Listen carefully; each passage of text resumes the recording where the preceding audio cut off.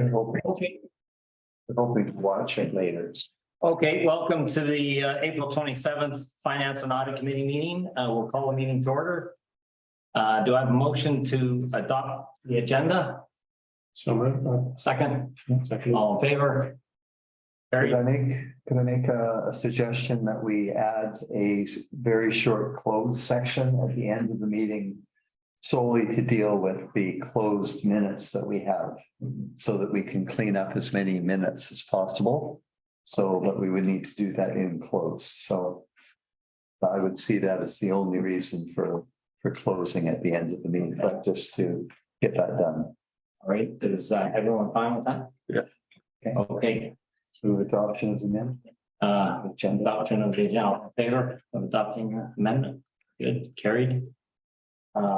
Okay, with that, we will, I'll act as chairman and we will have David, you'll act as a recorder.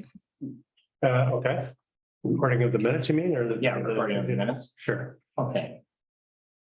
Okay, so we'll open it up to the public questions. Is there anyone online, David? There isn't. No? Okay, I'll move to the next item. It's a review and approval of the minutes of prior meetings, and Michael, I believe you have a copy if you had to just distribute them, and we can review these, and if there's any edits in that. Okay, yeah, there's 2 pages. Yeah. One set.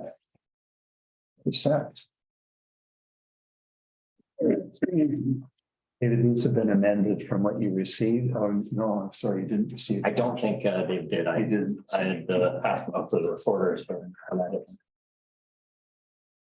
Yeah. I think it would be less confusing if we go through them one at a time, do you think? Yeah. Rather than pass them out. okay, so the January 10th minutes, if you've got them in front of you. There was really just 2 items. Sorry.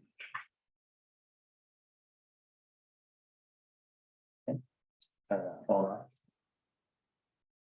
on. This was actually enclosed, so we're going to have to cover this off at the end. Right, in the closed portion. So if you wanted to set these minutes aside, because we're recording right now in the public section. So these will be looked at during the closed. And if you want to pass out the 7 minutes. Okay, this is what we reported out of closed though. In the open. So actually it'll make more sense because then we need to discuss it in closed to bring it up. Sure. Okay, we'll leave that for the forum. Yeah. Okay. Sorry, folks, pass those out. Great. Okay, next one was January 16th.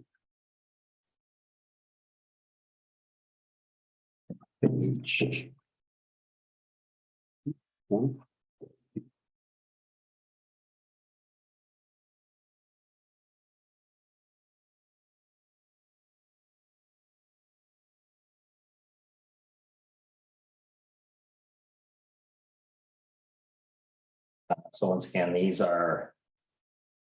was the portion that went into closed and there was nothing reported out.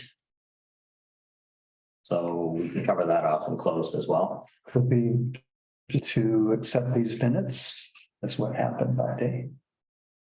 Okay, do we have a second? Yeah. All in favor?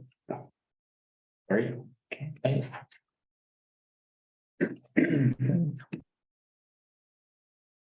Next meeting was January 31st.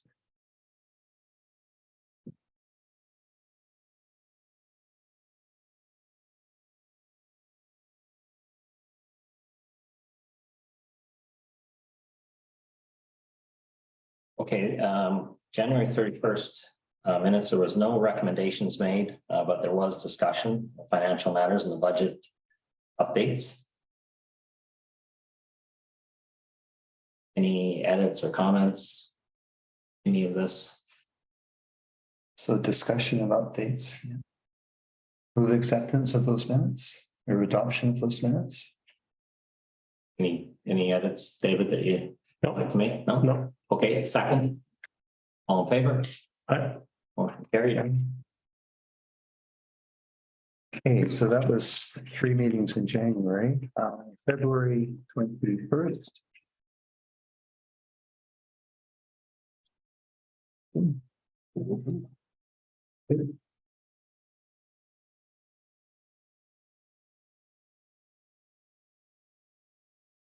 I've got a couple of amendments. okay, Acting CAO CFO Ron Miller was in attendance. Oh, I'm sorry, he's there. Your staff. Okay, could add his designation. CAOF CFO. Okay.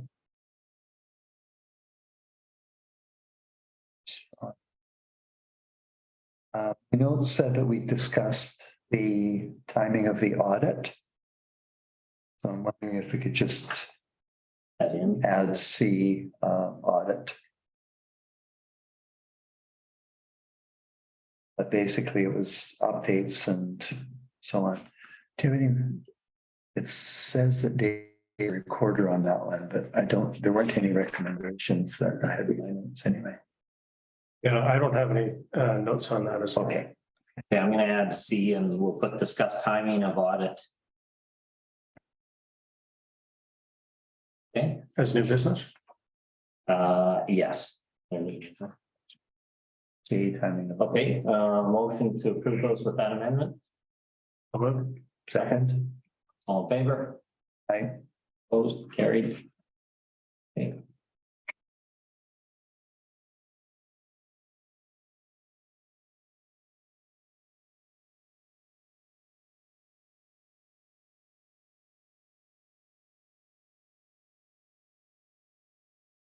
March 16th.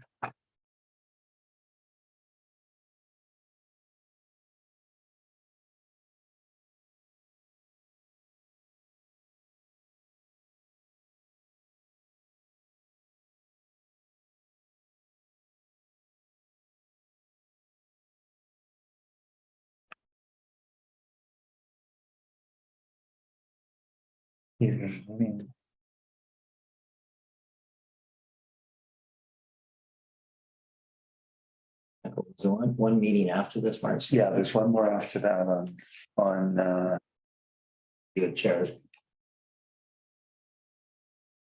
yeah. But the March 16th, I don't think there were discussion and I believe it was a fully open meeting. It was when the utility rates, et cetera, were introduced. So that closed will be struck at the top, Say, just a header. where's that? Uh, Oh, closed finance meeting, right, strike that. straight. Okay. Adoption as an Right, the amendments are to strike. strike the word What else? closed. Anything else? So. Yeah. Same as the previous one. So moved. Okay, second, all in favor? Opposed, carried.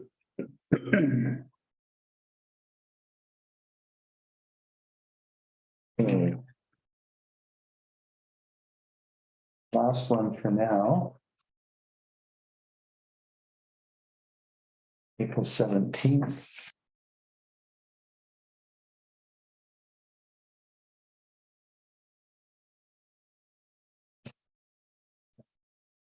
One of those. Okay, thank you. A couple of amendments on this one.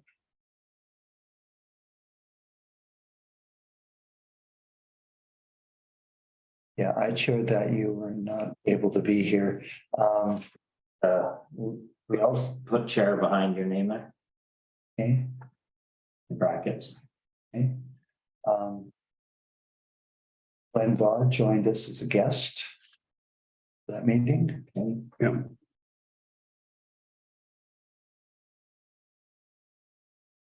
Guest expert.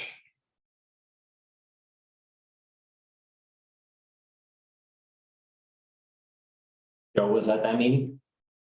And Oh, okay, Okay, thank you. thank you. Joe was at that, and Ron as well. Joe and Ron at that meeting. Yeah. Okay. So the amendment is to add the guest Glenn Dodd. Okay. Right, And add chair behind and your that name. chair behind. But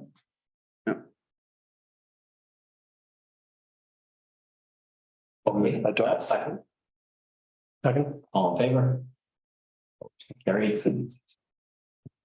Okay, and the other one we'll do in close. Opposed?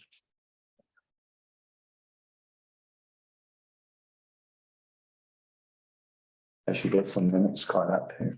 Yeah. Okay.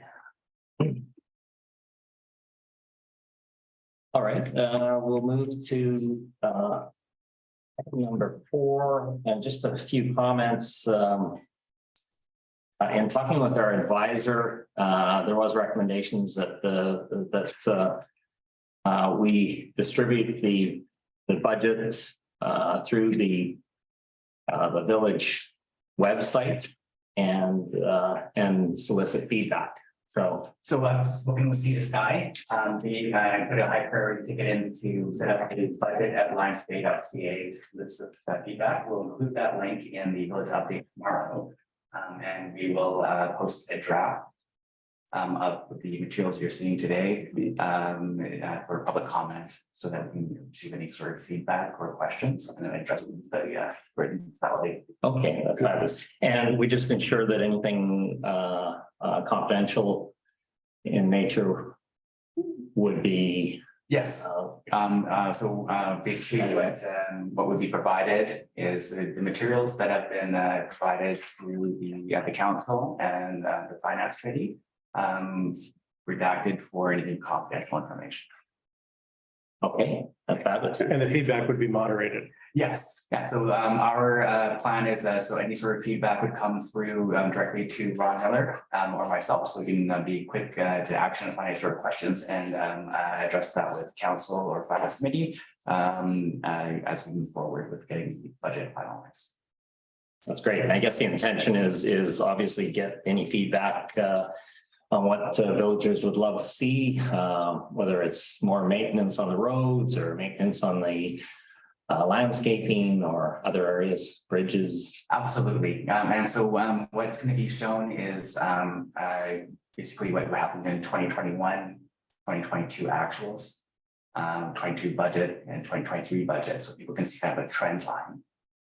And then you can have a discussion if there are questions to come in about levels of maintenance or any areas that they think that either services over provided or unprovided, and address those comments. And we'll move from there. Okay, that's great. All right, we'll pass it over to you, Joe, and if you can walk us through the budget, draft budget, give us any of your thoughts. Great. So I'll start with in the package and thank you, David. I am still working on your Consolidated. It's a little bit more difficult than I expected, but I'm going to get there. And then once I got this thing perfect. I'm gonna be lost on the pages unless we. Maybe give us the title of the page. Yeah. Just they don't have numbers on them. Sure. I will start with the revenue page, which would be the second email that I sent to finance. It's not gonna help us up. Yeah, the file name is- 2023 draft budget revenues. Yes. Okay. So the main significantly is pretty much the same as last year. The water user rates, again, we're not proposing the water. Sorry, user Joe, rate. I want to make sure I'm on the right. That page. doesn't look like it. This one here, Michael. Taxation.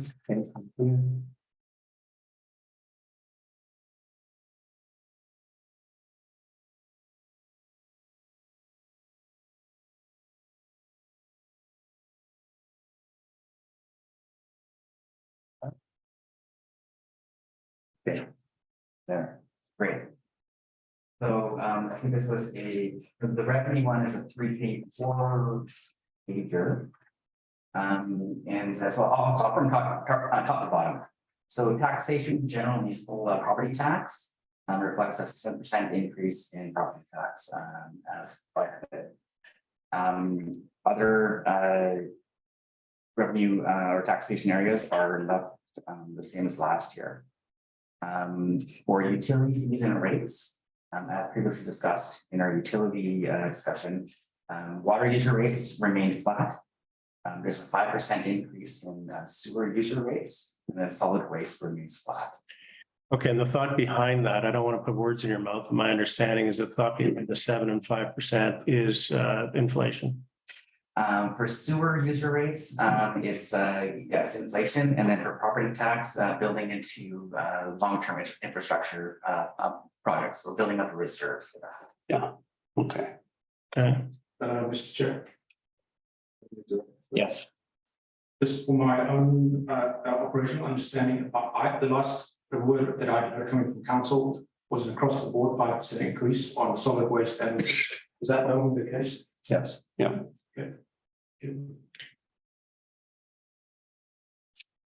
And this is in draft, so if there's any further feedback. Joe, what are grants in lieu? Grants in lieu, to be honest, I can follow up in that. I did look at this last week, and I don't have the information right in front of me for this question. Okay. But we do have some documentation on that. But I'm sorry, I can't answer the question right away. All right. But I will make a note to follow up with you, Director.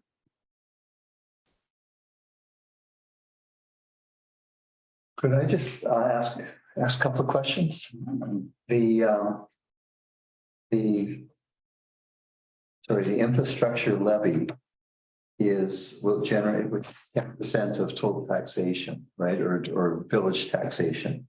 So 168,000 is generated. So 1% is about 16,800. Is that right? Okay.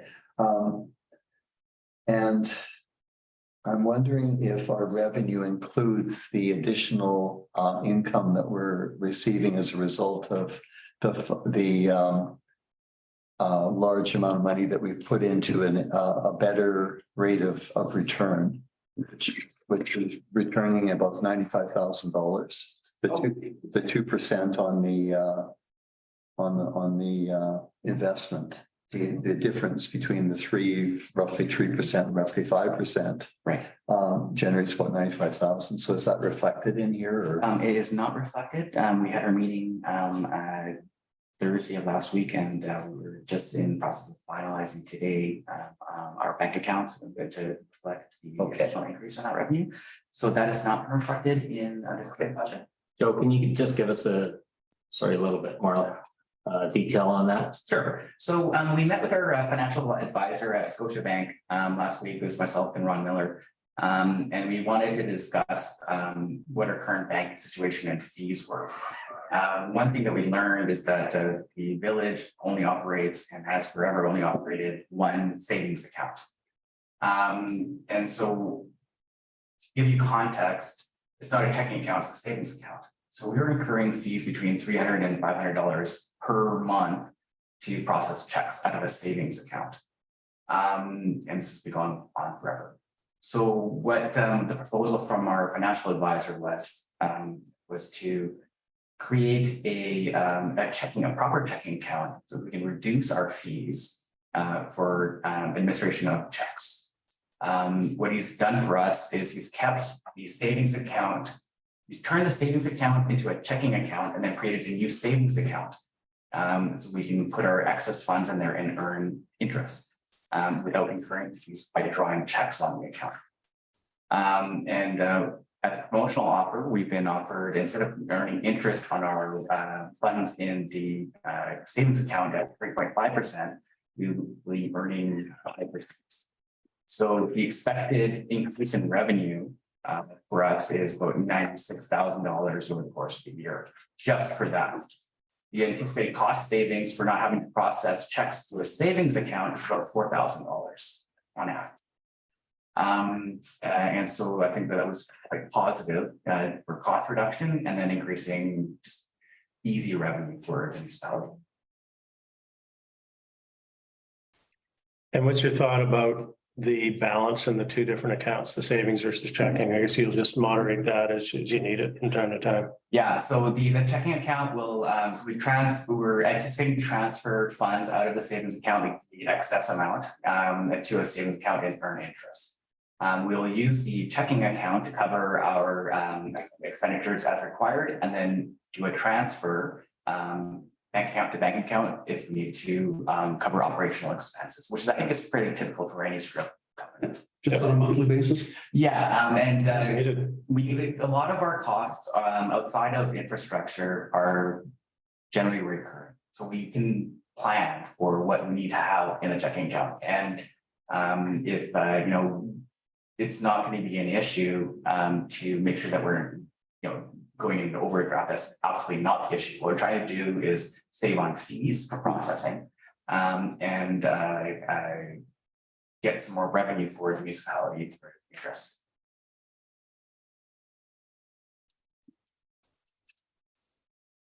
Okay.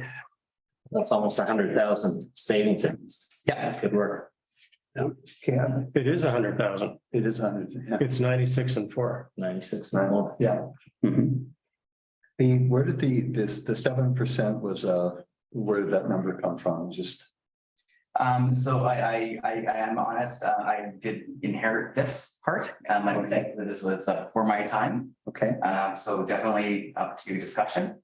I'm more familiar with the water, sewer and solid rates, but this property tax increase, I think is really the discussion around this rate increase is about what we plan to do with capital projects and how we fund that. right. Mr. Berry, you had a question? Yeah, just again, for a little bit of interest. Why is the infrastructure levy not still 10% of the given municipal? So I can, so I see exactly what you're saying. So it is the line by line, each year it's 10%. It wasn't updated in this draft. I can increase that or not, depending on how council would proceed.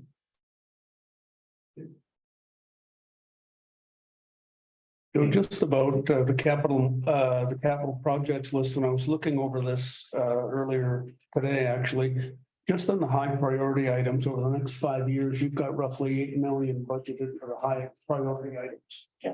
With the 7% tax increase, what kind of reserve is that creating? So when you compare bank accounts, we have about call it rounded out $5 million.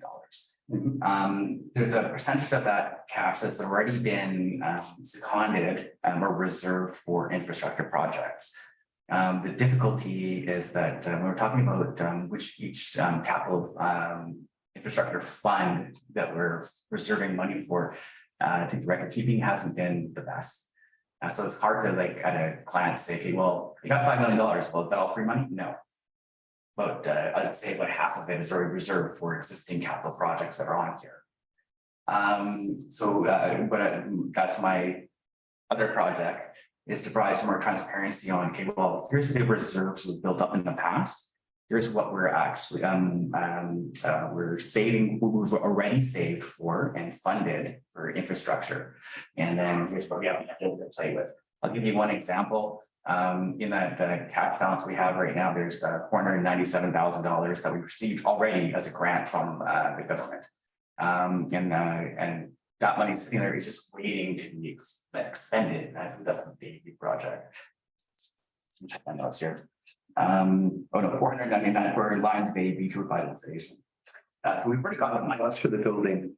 That's actually for the Clap building? the club. Yeah, so we've already got the money. So that's sitting basically in our bank account, but it's not transparent about, when you look at our bank account, that this money is not available for us for whatever. It's already been reserved for that project and we just need to spend it. So that's one of my list of projects to provide some more clarity on, okay, well, here's what we have in cash. And I think what's important here is we have a lot of these discussions about drawing from surplus and rebudgeting, but all these numbers kind of are nebulous. What's actually happening? This is how much cash we have. How much can we spend and how much is already saved for something else? So I want to make sure that the village councilors and the finance committee are aware, okay, well, what do we have to work with? What's already reserved? And then what do we need to save up for if we want to pursue further infrastructure projects?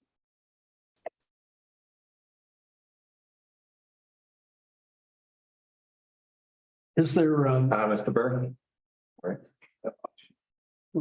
is there a projection in here for, a lot of the reserves, I believe, have been built up from grant money that the village has received. Yeah. Any projections, is it dependent upon future grants? Yeah, so we had a conversation with Doug Ray, who's coming on as a financial consultant. He's a CFO for the village accountants, or city accountants. And they deal with a lot more than we do. But so he's advising us as to how we budget for these items. Yeah, so it's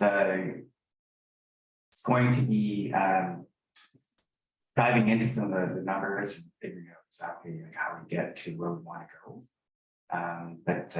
So for the grant process, we advised that typically what happens is you've seen both sides of it. Either you don't put in grants that you expect to receive, just recognizing when you get them because you don't know. And so then you operate either at a deficit or break even. And you're not planning on getting that. And when you get it, that's great.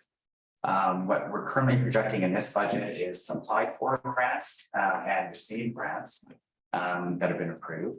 And so part of the when you see the line item in the revenue, there is a line item for grants. That's on the second page. The ICIP grant?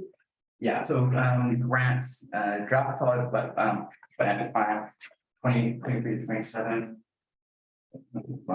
Sorry, I've got my pages mixed up. Page 3 of the revenue. There's 3 sheets on revenue. Yeah, third page, sorry. And so we've got ICP grants, we've got various other grants.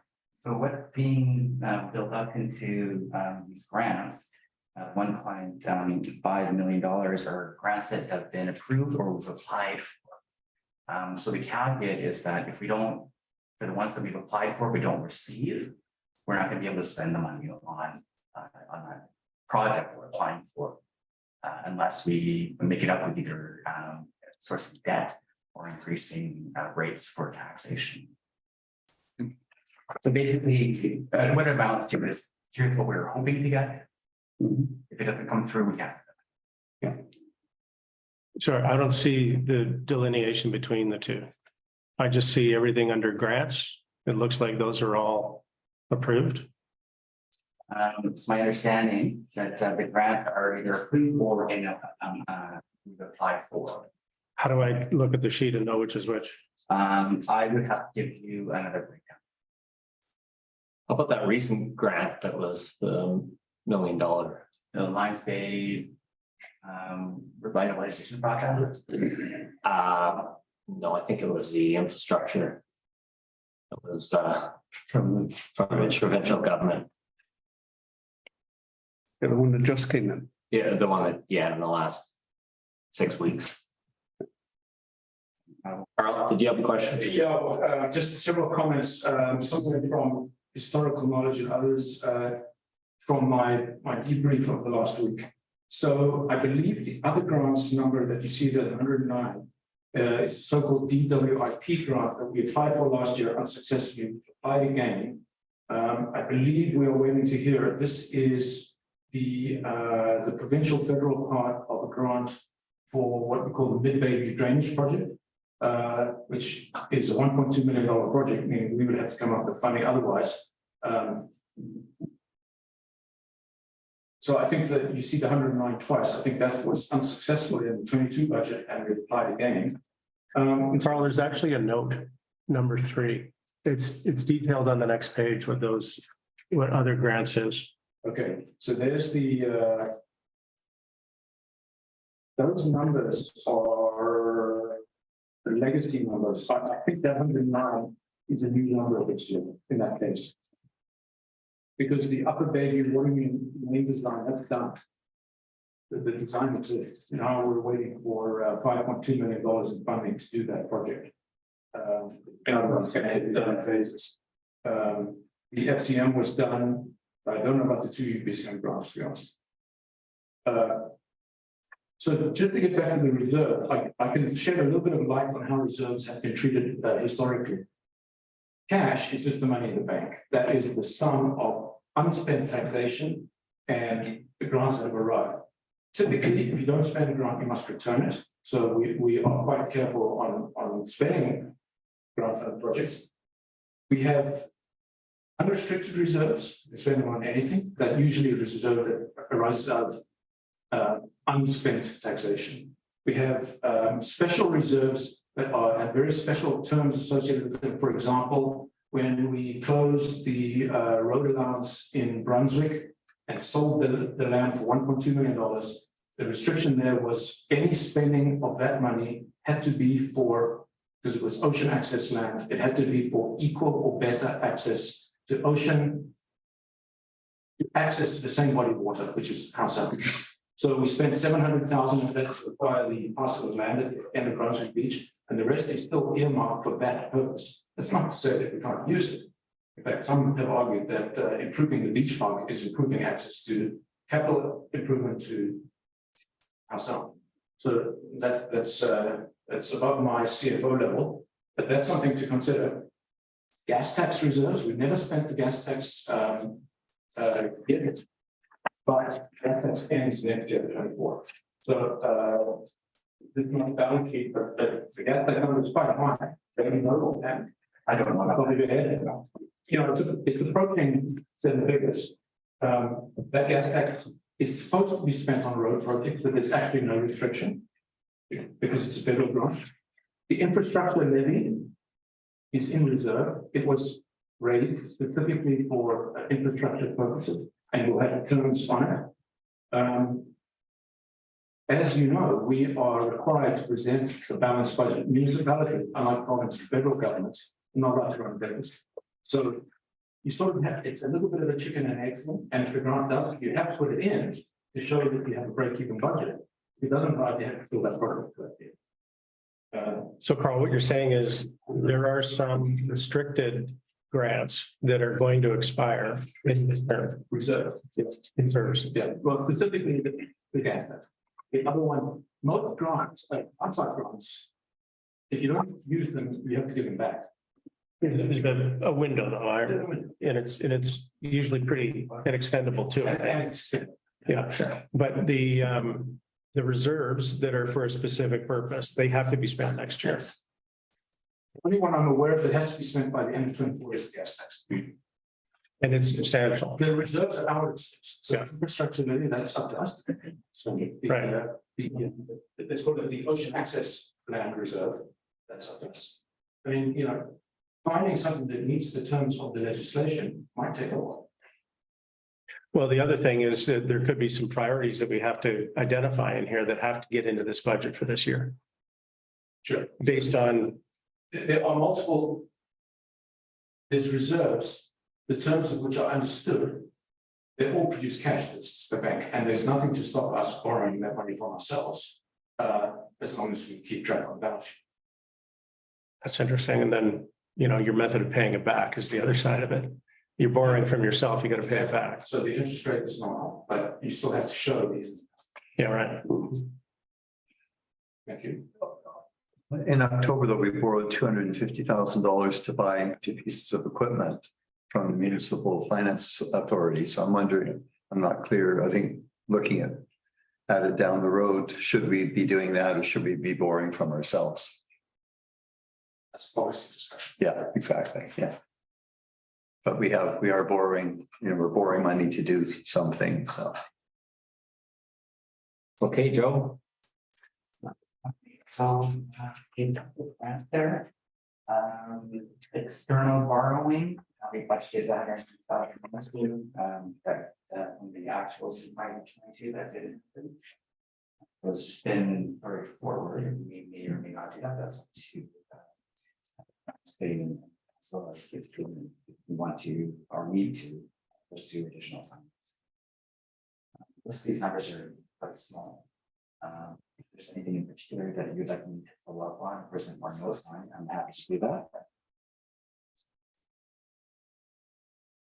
You will see that, and also the next page for police licenses and permits. We're basically projecting down school. The only other thing that has kind of changed is the miscellaneous at the very bottom of the third page of the revenues, which is an increase in miscellaneous income of $26,000, which is related to Recycle BC.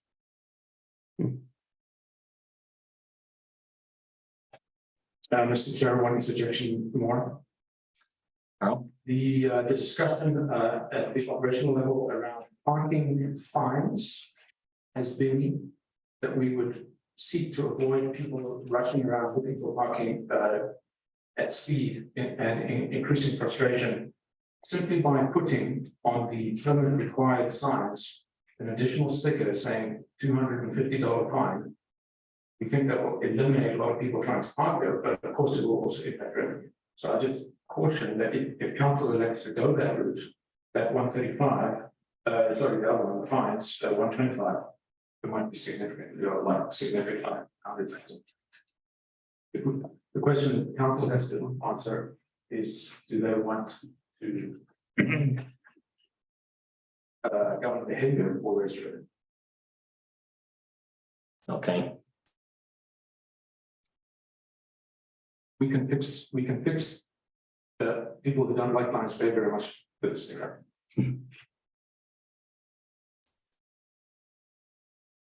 Joe, do we know what the parking nets out? Because I've often heard gross and never really heard the net. So that was a discussion I had last week, because we were looking at paying some invoices for our provider, who we pay a license and service fees to for the parking meters. And we're paying like $2,000 a month or something like that. So I posed the question, well, how much are we bringing in? Like, does it even break even or not? So that I haven't resolved that question yet, but that's a very apt question. Do you have parking meters or not? And then just use your bylaw officers to enforce it. Or I don't know what the other solution could be. But that's definitely a salient question as to are we breaking even or not? Like, is it worth it or not? I think from what Carl's saying is that say you put a notice up that you're subject to this fine, and generally it's going to happen during the summer season where we have a lot more visitors here from different beaches and what have you. Maybe they have to go to either pay for parking or go to the office to get a parking stamp or ticket or something like that. I don't have break-even analysis for what it costs us to actually have like a parking meter versus what we're actually bringing. Yeah, I think there's, I'm sorry. Go ahead. Yeah. I think there's a lot of questions. It's really important to understand what the actual costing is, because it looks like there's the rental of the meters, there's the software to support that, there's the service charge for the billing, there's then staff time to follow up. There's I'm not sure how much money is going to collections, and I'm not sure that, I mean, it may be a terrific idea, but nobody has seemed to be able to say what the actual numbers look like. And I would be really interested to know how much of the money that's been collected has come from residents themselves. And some people say, well, too bad, but I'm not sure that we're necessarily, for generating revenue, how we're doing that and what the impact of that is. I don't think that whether $195 fine is appropriate for necessary in terms of a deterrent, but. Yeah, from what I understand, and I don't think it really comes like for the parking revenue. I think it's trying to just cover costs. This isn't a revenue source for us, really. And I think what Carl was saying was more of like a deterrent for people if they understand that you're subject to a fine. But the flip side of that is how many people actually pay their fines.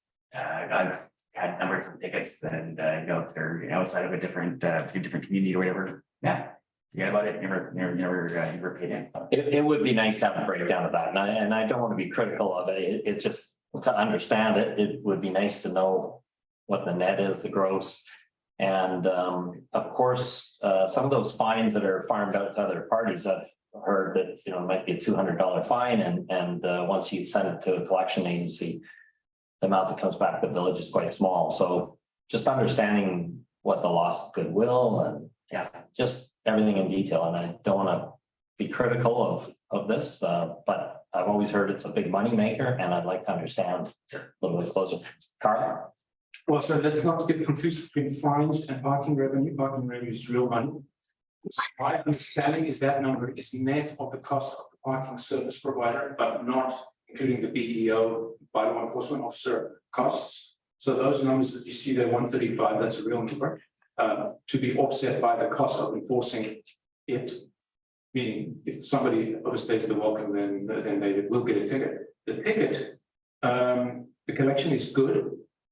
The reason that the price went up to whatever it is now, 200, I think, 195. 95. Was because people were more than willing to pay the $40 fine. There was cheap parking for that.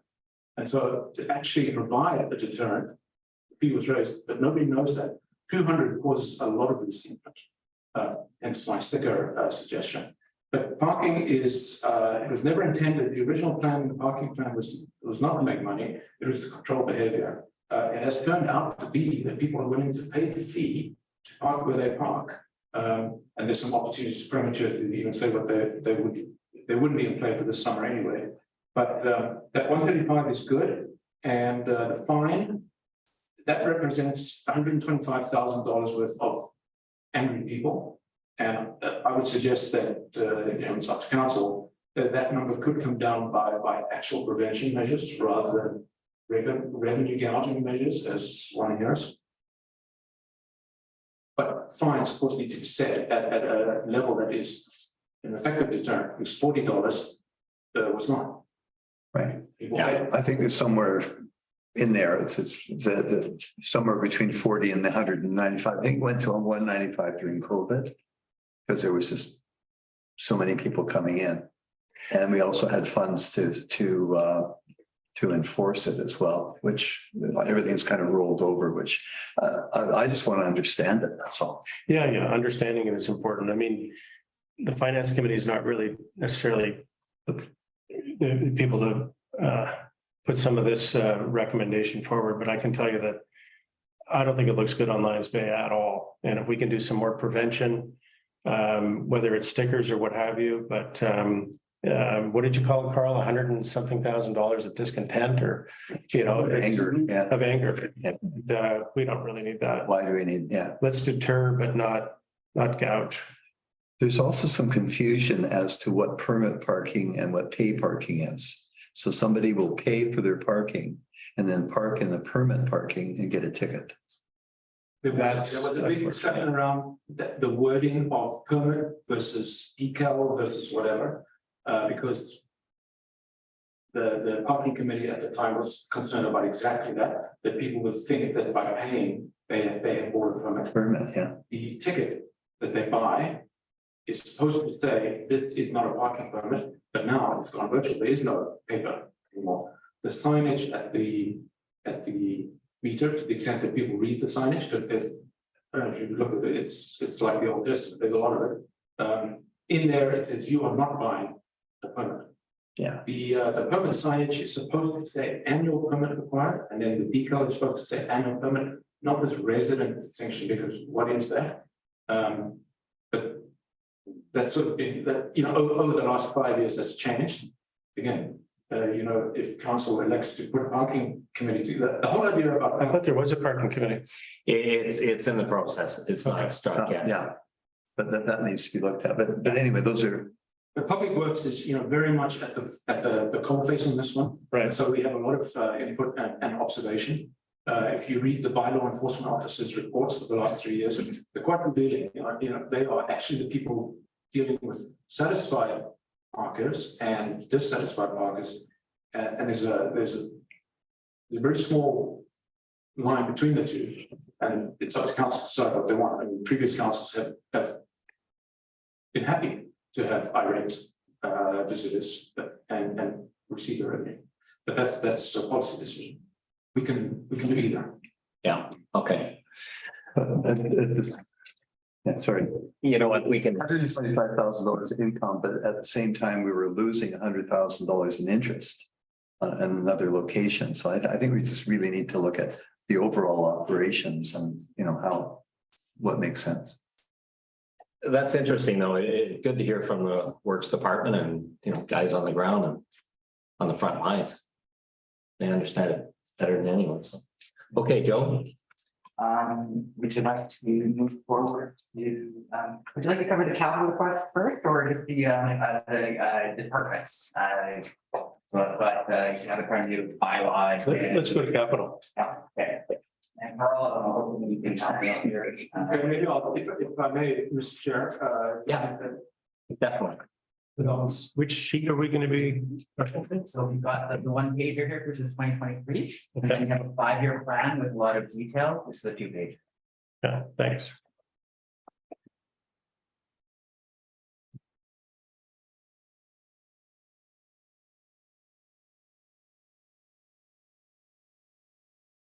Yeah, so currently we're budgeting about 3.2 million in capital expenditures, hopefully in 2023. The water fund is the smaller of the two. And so there, as we discussed previously, and also revisit that in the water budget, mostly it's survey and design work to assess what the scope of work is required to repair or replace or service those items. The majority of the budget does not include sewer or solid waste. I think sewer is $1,000 plus for CCTV cameras or lines. The majority is for the general fund. We have the Lions Bay revitalization project with the budget of almost $500,000. Village Hall upgrades of $120,000. I believe this was not spent last year, but carried forward to this year. The fire department is looking to replace their fire engine. And the anticipated cost is $900,000. It could be up to $1 million. I've spoken with Barrett about that. And he's looking at potentially other ways of getting a fire engine, but it's a fairly dire need of replacing this one. It's quite beyond its service life. And this replacement cost has been. So Carl, you may know, I'm pretty sure Anmore gets some help either provincially or from Metro. From Sazamet Fire Department, which is part of Metro, yeah. Right, and we're servicing the highway. A lot of our calls, majority would be the highway. Yeah, Mr. Mayor, this is your department and you need to represent to the province. I have actually just asked the administrator, Simon Morrison, for the stats on the fire department, but when I last looked at them 4.5 years ago, about 90% of our cumulative effort was spent servicing calls on the highway. Right. Now, there's a reason for that because that trains our firefighters. And with the fire department, I don't know what the number is, but the Underwriters Association knows that we have a fire department and our premiums are set accordingly. So the taxpayer is getting benefit for spending about $450,000 a year on fire department operations. Is it $450,000 cumulative savings on insurance? I have no idea. But yes, I believe the province really needs to participate in some of this CapEx as well. Yeah. And I raised the point that, we're spending all of our time on the highway. I was told, well, don't go. That's all very well, but then we will not attract volunteer firefighters. Well, yeah, but I mean, the not going is not really an option. No, people's lives are at risk. All kinds of reasons. Yeah, but okay, so that's an opportunity there. Sort of department. Okay, good. Okay. Sorry, Joe, from the staff side of the table. There's blanks here that you've taken out. How was it decided that you took out, for example, the road paving repair budget? Oh, so this what you're looking at in front of you was I inherited the capital worksheet request from last year. And then I went through it with Nye about, okay, well, what are we actually supposed to be spending? So the items that weren't identified in Nye's 5-year plan were removed. I left that as a placeholder, maybe it comes back in or not. Good. But I just wanted to make sure that everybody kind of what happened last year and kind of what we're budgeting for currently. And Mr. Shore. I think that to your request for this other project that I'm working on, I can update this to see what to provide information about what we actually spent last year. So you've got a bit more of a trend line. In cash. In cash, yeah. The reason I bring it up, and you know, all of these are, of course, come through the narrow funnel of public works. Here, I'll just show you on my notes from debrief of Forum of Public Works. There. It goes on. I'm going to bore you, plus about 10 pages of emails. The road paving and repairs line item, do you have 733,000? Or do you not have a number there? I don't have. This is, if we do not spend this money before this winter, the roads that need the 733,000, which is a lot of money in resurfacing, will be destroyed. And then we'll have to spend double or triple that over time. Is it really 733? Well, that's the call. If we can get by with 400, I don't know, but I'm just flagging this as it's one of my questions tonight was what keeps you up at night, and that's one of the things. The fact that the roads are going to need it soon. You know, for example, I don't know how much you know if you drive around, but if you go up Bayview at the first big bend where you go up the hill, the alligatoring is 2 and 3 inches above the mean level now. That will get taken off the first plowing this winter, apparently. Right. Which is why we spent $350,000 to do part of Upper Bayview here, simply for plowing. Now, as you know, Upper Bayview is about to be dug up. Yeah. We get the funding, but we're talking about Band-Aid work here. Yeah. It's just very expensive Band-Aids. So Joe and I need to sit down and talk about what's the absolute lowest number we could live with here in terms of, you know, the reality of if we don't do it, we're just going to be throwing good money after bad. And I don't know what that number is, but I do know that was one of the things that I was very concerned about. So, and if you don't do it this year, then when is the other side of the question? Yeah, I mean, you know, the point is this is a road project and we have, I think the number is $600,000 in the gas tax fund, you know, for the reserve that we built up from the gas tax. And that does have to be spent by next year. So maybe that's part of the contribution. Allocation for it. Yeah, there's an allocation for it. Could I just mention the Lions Bay Beach plant, the 499? I think you may be right there that is the 499. The 499 amount is the amount for the fire building as well. But I think it's also half of the beach park. And you've got it split out as allocating 50% in, it shouldn't be in 2022 and 50% in 2023. But I can't remember how that was laid out, but just for budget purposes, there's going to be about $1 million in the park over 2 years. I'll just point out there that it's 4 weeks to beach season. There's going to be no CapEx on the beach in 2023. Unless we do it late October onwards. Why does it say 2022 and 2023?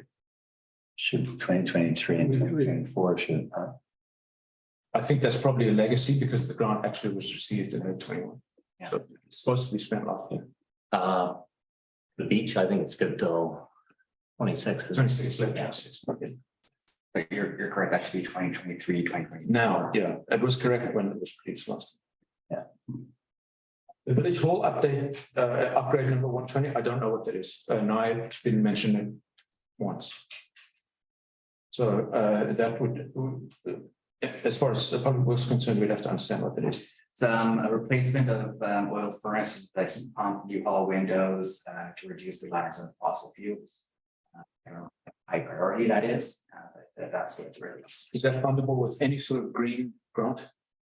We haven't applied for it, but Yeah, I could ask if we can get a grant for that. the reality of grant funding increasingly is roads, drainage, water are no longer appealing. They're not politically valuable. Green infrastructure is where the grants are going. So we need to be pragmatic about this. Do we really need, what's it going to save us to put in high E windows? Well, if we get a 75% grant, may as well. Within the realities of very limited resources for project management and oversight. I mean, we have to actually hire an owner's rep, which is sort of like getting the fox to guard a day house. So, okay, that's what that is. The trailer, I noticed you skipped over that very quickly, but that I was told not to leave this meeting without having secured that. So let me tell you about the trailer. As you know, and Michael already mentioned it, Councillor Brown, to be formal. We have acquired a new excavator and skid steer loader. Very sexy animals, both of them, I've seen them. But we can't actually transport them on our existing trailer. I don't know how that came about. The trailer isn't wide enough between the bunks for the wheels. We have another trailer that is too large, but we were done by CVRE the other day for overweight, and the actual legal carrying capacity of that trailer that's the right size is 300 pounds. So if you actually put one large person on it, you'd be close to its road limit. So we need a new trailer. The quote that was received this afternoon was here it is, for a Cummins 22-foot AA Pintle trailer, 21,500. We believe we can sell the one that's too small for 8,000. We also now, every time we need to move that gear, we have to call in the hauler. It's $500 in and out per time. That's 12 times in a year. That's $6,000. So I think the trailer pays for itself pretty quickly. They've been, so I don't know if you've gone up to Sunset Gate lately. The excavator is sitting there because they paid for it to be moved along the highway because it's a track vehicle, can't drive on the highway. The skid steer can, it's wheeled. But kind of need this trailer and it kind of pays for itself. So it's really just a cash flow issue over. But it doesn't fit on the trailer because when it came to council, previous council, the issue was weight. That was explained as being weight, and it was over by a couple of £100. And if they put the bucket in the back of the truck, then they can transport it. But you're saying it doesn't fit. Doesn't fit on the compliant trailer, and the one that it does fit on is not compliant. And that was only realized when the guys were doing something on the highway and the combined vehicle enforcement guy, the one that says CVRE on his car, he stopped and he eyeballed the thing and then put it on the way. Didn't issue a ticket. He just said, guys, don't bring this thing on the highway ever again. Not with anything on it anyway. Okay. So please can we have our trailer? You've taken our small equipment and truck tires, I didn't mention anything about that. And, that'll be things like just over the expenditure limit. So there would be CapEx, but I don't know what they are. And so I'm not asking expenditure. So just in terms of process, when this budget's approved, then the works yard could go and buy that trailer if this is included, if council decides to include that. Yeah, and not before. Yeah. All right, Joe. Where did the old machinery go that was replaced? Which one? The two new units, the skidder and the other one. Well, the skidder is down at the yard right now, and today, because we went up and inspected both intakes. It's on the intake road. The excavator. The new one or the old? Yeah, the new one. Where did the old ones? The old excavator is operational, but because it's been used to load salt for the last 10 years, it's falling apart, literally. Can it be continued to be used to load salt? We don't want to move it because it's falling apart. Just unstable. It's unstable, exactly. And what about the other one? We never had a skid steer before. Okay. That's why I'm so excited. All right, Joe. Sure, great. So the next line item there is $90,000 for the survey design think we talked about this last meeting, in this construction, the water main replacement on Crestview. And that's split between general fund and the water fund. So you see an associated line item of $135,000 for that same survey and design for the water main replacement. So the total cost of $225,000. And what it relates to is the water main at Creekview Place is in very poor condition and has exhibited a high incidence of leaks. Fire flow is restricted, urgent need of replacement. That's the information I was given. The priority water projects are Creekview, Bayview Place and Highview. Top one is Creekview. The total project cost is about 250. Is that right, Joe? Is that what? 225. Oh, obviously there has to be design. This may be one that council elects to fund from taxation and reserves. We don't have time to go through a grant cycle, but it is only $250,000.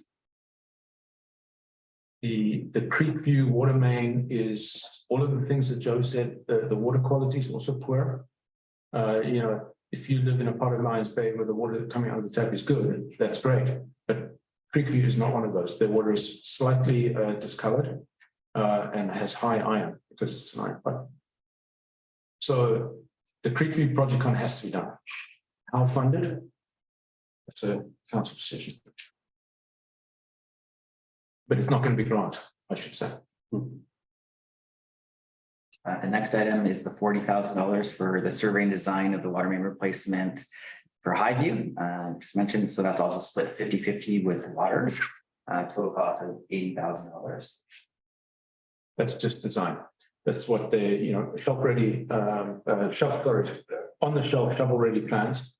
So that when a grant opens, we can apply with the shovel ready plan and reserves in the bank. You have to have your share available in cash.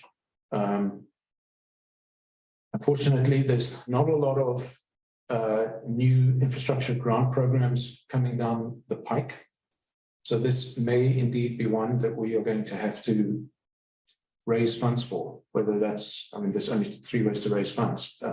Take from reserves, tax, or sell assets. Or debt. Or debt.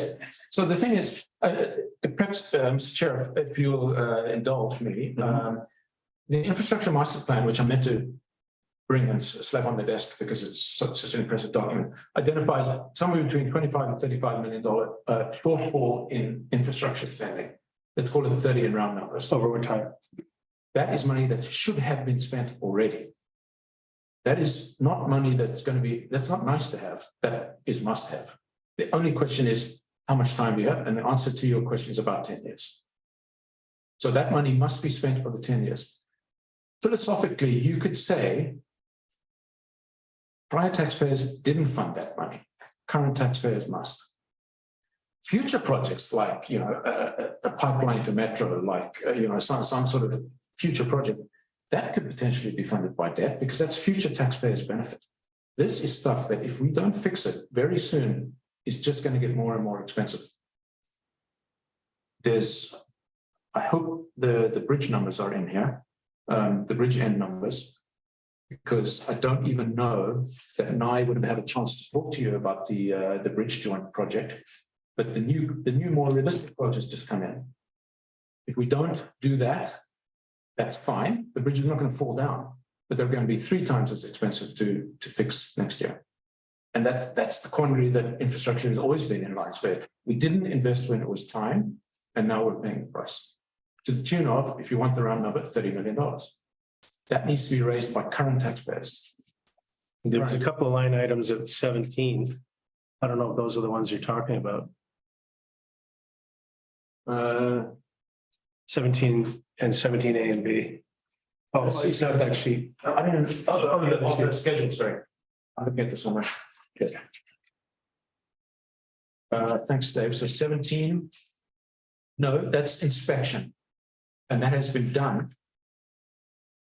That's repairs 17A.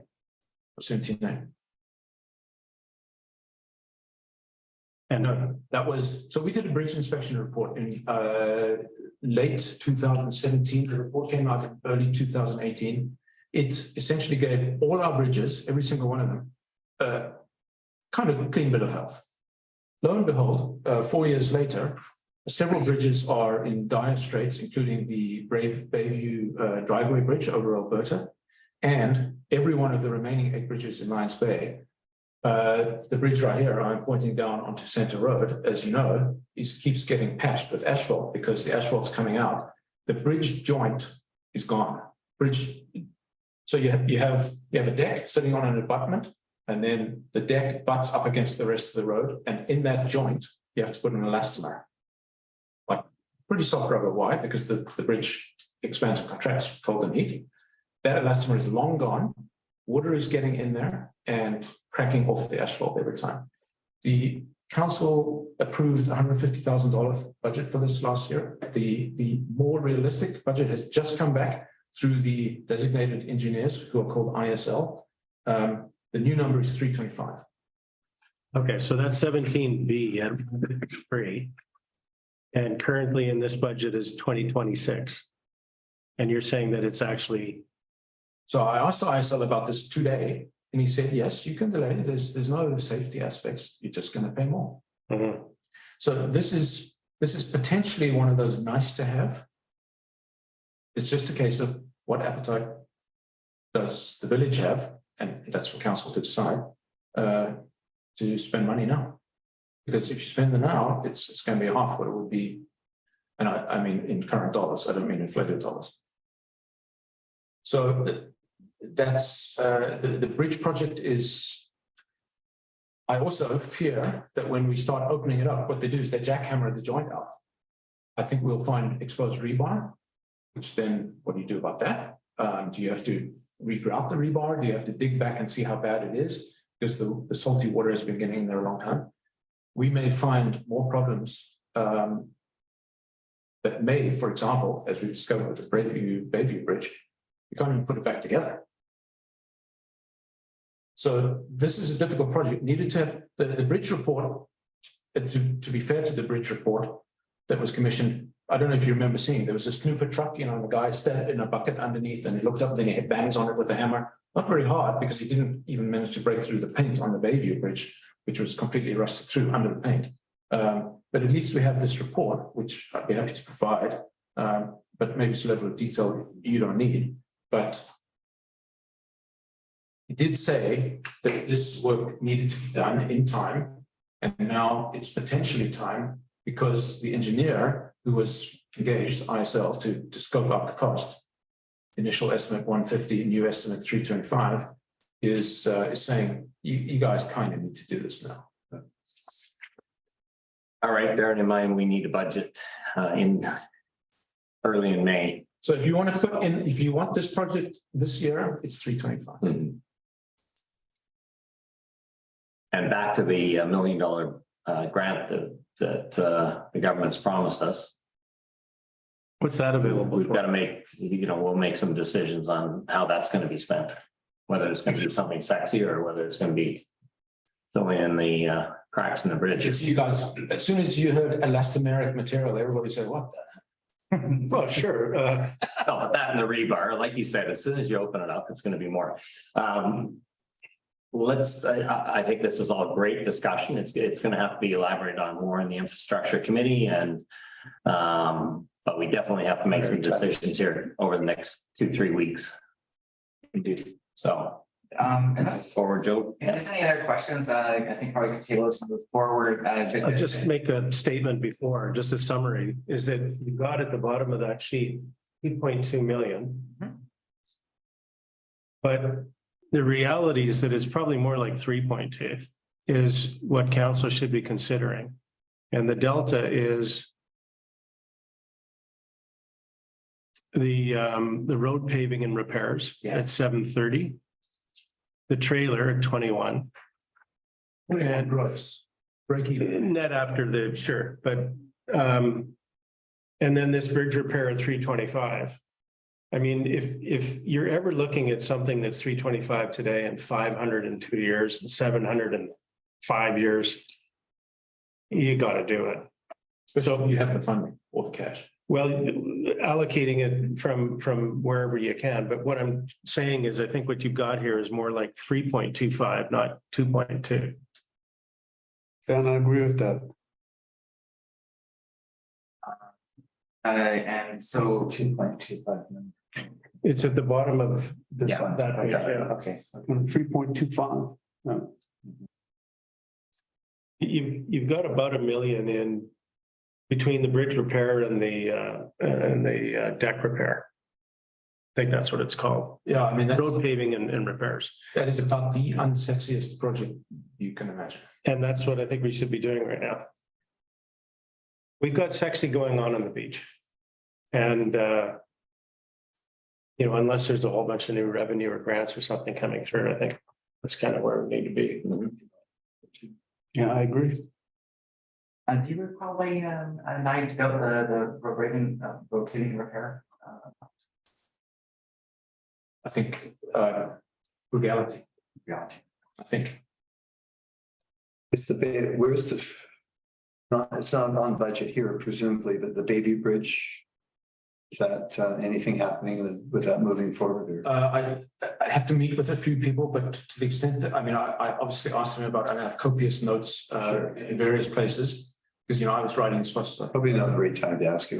Some of it would need to be discussed in close because it's still a contracting number, and obviously we don't want to let contractors know what we have in mind. Yeah. So that would be a close discussion.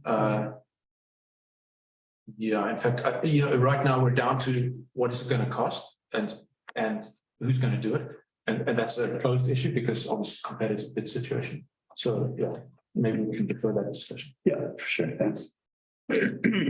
Okay. A quick question on bids, and I don't want to spend any time really digging into it, but just kind of a yes or no. We used to use the BC bid program and then we hired a contractor. What are we doing now? Still use BC bid. Good. Back to BC bid. Because we went away from BC bid. Last I know, and that my information is maybe now 2 years old, we use BC bid. Right. In the middle, we got away from it and I'm glad we're going back to it. Okay. Well, I'll move along to operational the department budgets. First one I'll toss up is the bylaw services. So the general fund bylaw service. So what you see there is the 2021 actuals, 2022 actuals, the budget, and then 2023 budget. The notes for each line item. Salaries and benefits is the only real change,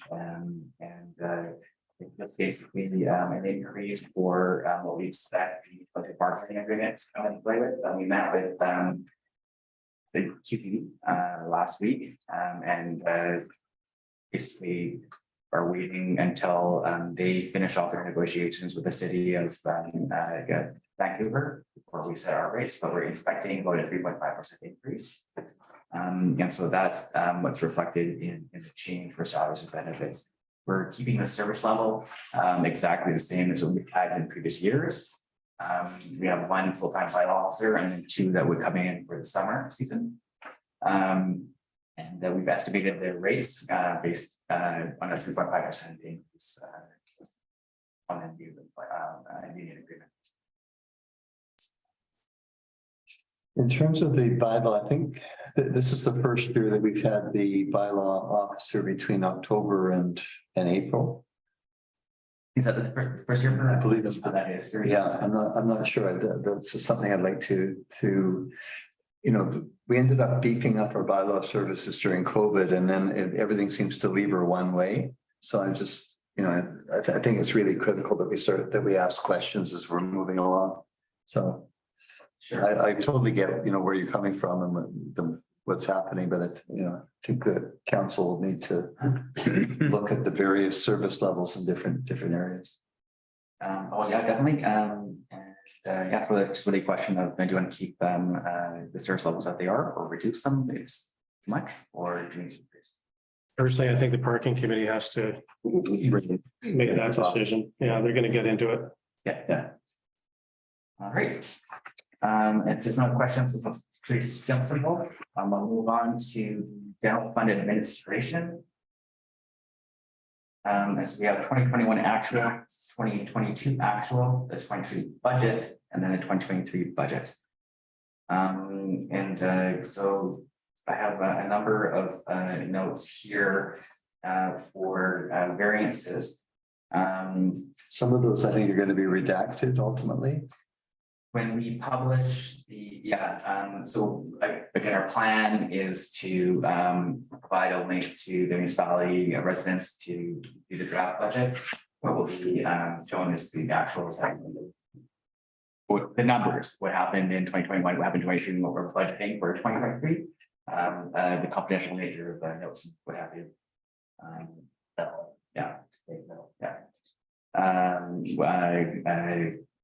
Will be it's confidential. I went to a lot of detail for the benefit of the finance committee and the councilors here, so they can have a really fulsome understanding of what goes into every single number. But that level of detail I think is required for public opinion to see what we're budgeting for and what has happened in the prior years. And feel free to ask questions, and then we can in the public forum have a discussion or incorporate that. So amortization, that's just based on rates whether capital expenditures are and then everything for the current areas. Formulaic item. Insurance, we expect from the last meeting with respect to other departments, but insurance is just it's kind of obvious for getting charged for rates, but that's common across every company that I've worked for the last 3.5 years. Internal allocations, I did have a question about what that number meant and why it's in there. So internal allocations, this was a question raised in context with the utility budgets that we've gone over previously. So there was an allocation to that expenditure. So here you see the reduction in administrative costs for $53,000 is being allocated to another department, and that just reflects the time spent supporting other departments from an administrative perspective. So basically, we're trying to cost each department for like with actual time. I will say that this number has been set at this amount as basically a guesstimate for the last 5 years. I don't know if you need to revisit it or not, but it's basically just trying to identify that other departments do need some support administratively. The bulk of it's from office administration, and then there's like $15,000 from public works. But that's what that number represents. And I did provide a breakdown on it's not on this page, but some of the following pages. You can get one, we'll see it later. Where it was allocated. That was where by department and how much. Okay. Carl, you had a comment? Well, I mean, it's really just to embroider on what Joe's saying, and that is that internal allocation number is particularly important in utility departments, so solid waste, liquid waste and water, so that the utility fees fairly reflect costs, because you want to try and run each of those departments at break even, so that people are not getting their water for too cheap or paying too much.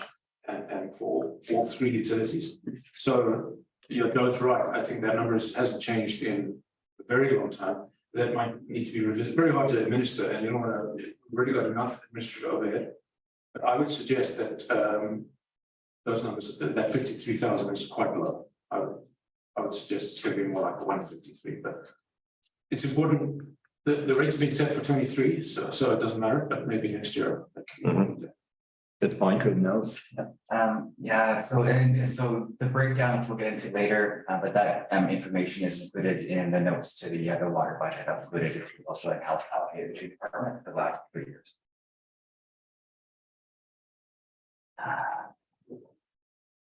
Professional fees and contract services. We spent last year $177,000. We budgeted $163,000, and then we're currently budgeting $232,000. I have a breakdown here between 22 budget, 22 actual, and we're budgeting in 2023. We have expected costs for legal. Audit is What are the legal fees that we're looking at that are nearly 3 times higher than they were in the budget for 2022? I think that might be a question for Mr. Miller. I don't have the breakdown on that, but I do understand that there is some consultation with Bullhauser and over that's been ongoing, and so I think it relates to matters with personnel that we've gone through on the former CAO. Okay, our audit fees, we budgeted 41,000 last year, we paid 48. We budgeted 41, but as a former auditor, I'm pretty sure we're probably gonna get that. Then the rest of it is pretty much on similar terms as the prior budgets. There is one item here for corporate officer and financial consultants. So we on the advice of our advisor for the municipality, we've been in discussion with a consultant to advise on the role and responsibilities for corporate officer, administration officer, and a finance consultant as well. We've had meetings to discuss what their roles and responsibilities would be, and what the expected charge. So this is an estimate for their assistance, providing efficiencies going forward with the municipality and how we conduct business and how we present information to the public.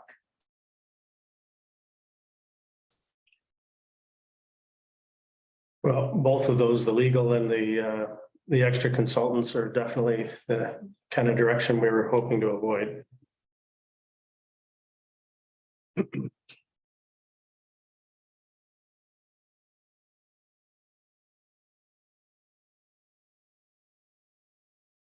Asset management has come down. Is that because of the grant?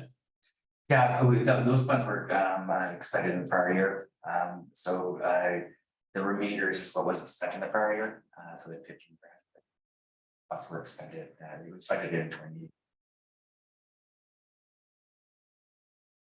It's down. Received the money, the approval from FCM for the $50,000. That money's just looking at this one. Looking at the contract work. So, but yeah, so we got that, that offset cost from the prior year, and then we just got to spend 15 grand. Risk management is minute taking, the restoring host services that Right. for municipal council meetings.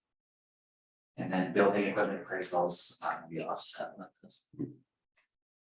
whatever we need to do for both engaged professionals.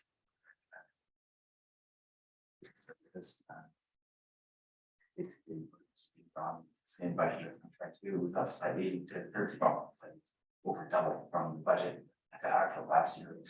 I don't know exactly why it was so high, but we're guessing it has something to do with our building inspection not being down. I can look into that further, so why we were over budget 2022. So like that information. So which numbers over? So that's the note number 2 for federal budget administration. The very last line item, building and equipment appraisals. We budgeted $5,200 in 2022, and we spent $13,000. I'm pretty sure there's like one bill in there from a professional contractor that would. I can maybe just part of the phase 2 of the asset management program is appraisals. And so it's maybe just an allocation choice there. So you might want, it's not entirely, I think it's all getting independently appraised as well, but a lot of that would have been for the asset management program, which is now in its final phase. The first phase was as a member of staff, perhaps not prudent to express my opinion on what I thought of phase one. Phase two was much better, and phase three is actually useful. And when read in conflict with the infrastructure master plan, the MP has given us some pretty useful information. So it's all come up in the wash there. You may want to just read those together. And the last note happens for salaries and benefits. We're budgeting a slight increase from our 2022 budget, 616 to 650. That just reflects cost of living allowances and increases. We are still going to place some staff. Our kind of administrative capacity at the front of our desk there. But we're not expecting any significant changes over what we budgeted last year.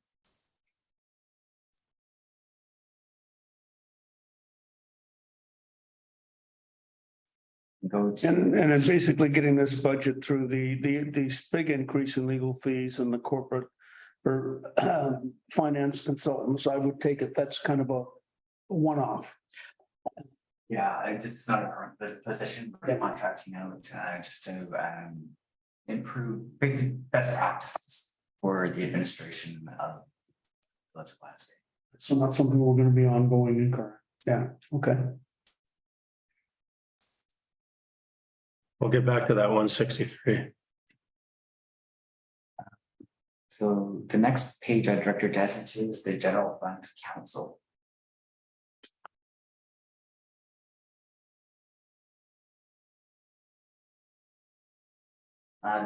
Pretty much the same as last year. The one line item that kind of pops out is the election budgeted costs. The costs associated with the by-election. It's not going to cost that much though, is it?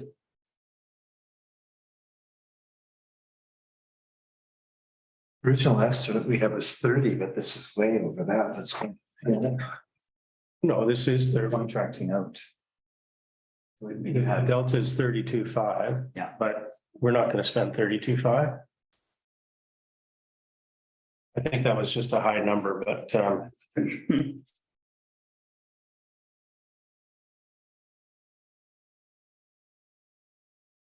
mean, if you look at it, and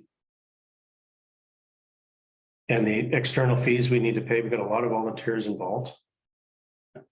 And I'm gonna have a all candidates moderator, for example.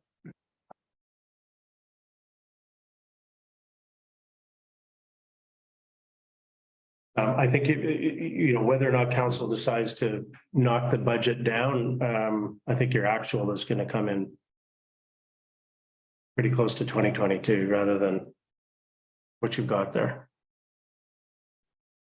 There'll be some expense, but not $32,000. Right, I will follow AO to revisit that. Actually, I should be able to figure out what our actual costs are here today because we're almost 2%. Firm up with that number. I mean, the chief election officer should have a pretty good sense of what he's going to need over the next 2 weeks. That's it. Yeah. Okay. All right. Our next page is the general fund and emergency management.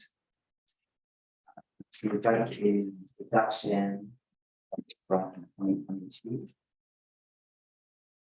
Apparently that's for emergency support services, budgeting $10,000 less. Last year we had an increased budget by $21,000 for supplies and equipment. So we only ended up actually having to spend half of that, and so we're moving the budget for 2023 to what was the actual in previous years. So in 2021 we only spent 4,000. We spent 13,000 in 2022, which is about half of what we were budgeted for. That's why it was $25,000 as a budget.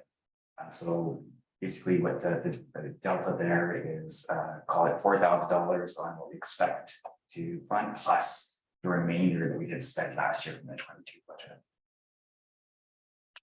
And what are the professional fees that have gone up? So the village entered into contract with Red Team Solutions for the provision of emergency management services in place of the previous part-time emergency planning coordinator position. And so when you look at 2021, there was a $0 budgeted for incurred for that line item. Then it started to go up in 2022 when we engaged Red Team. The budgeted amount of $4,000 is what we expect to incur for a contractor to fill in that position.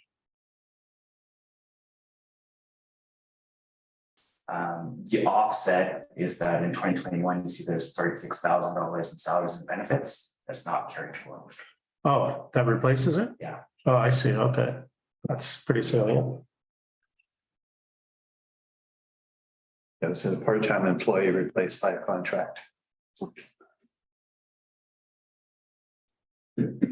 Other questions for person management on the block to the general fund for the fire department?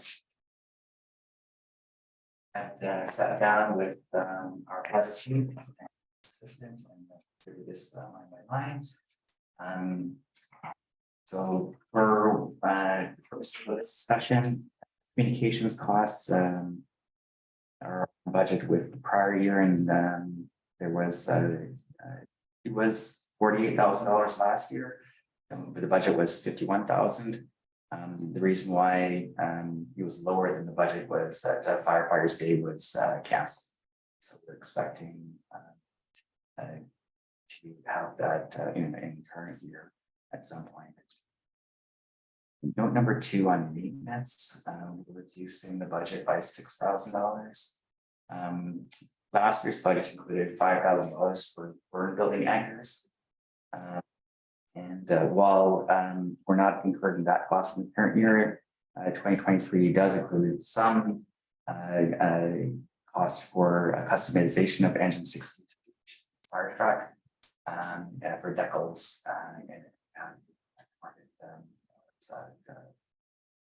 Village of Lions Bay. The insurance area is only 19,858, but how are we purchasing our insurance? What's the procedure that we're using? I don't have that right in front of me, but I can definitely follow that up and figure out who our provider is and how we're negotiating those rates. Yeah.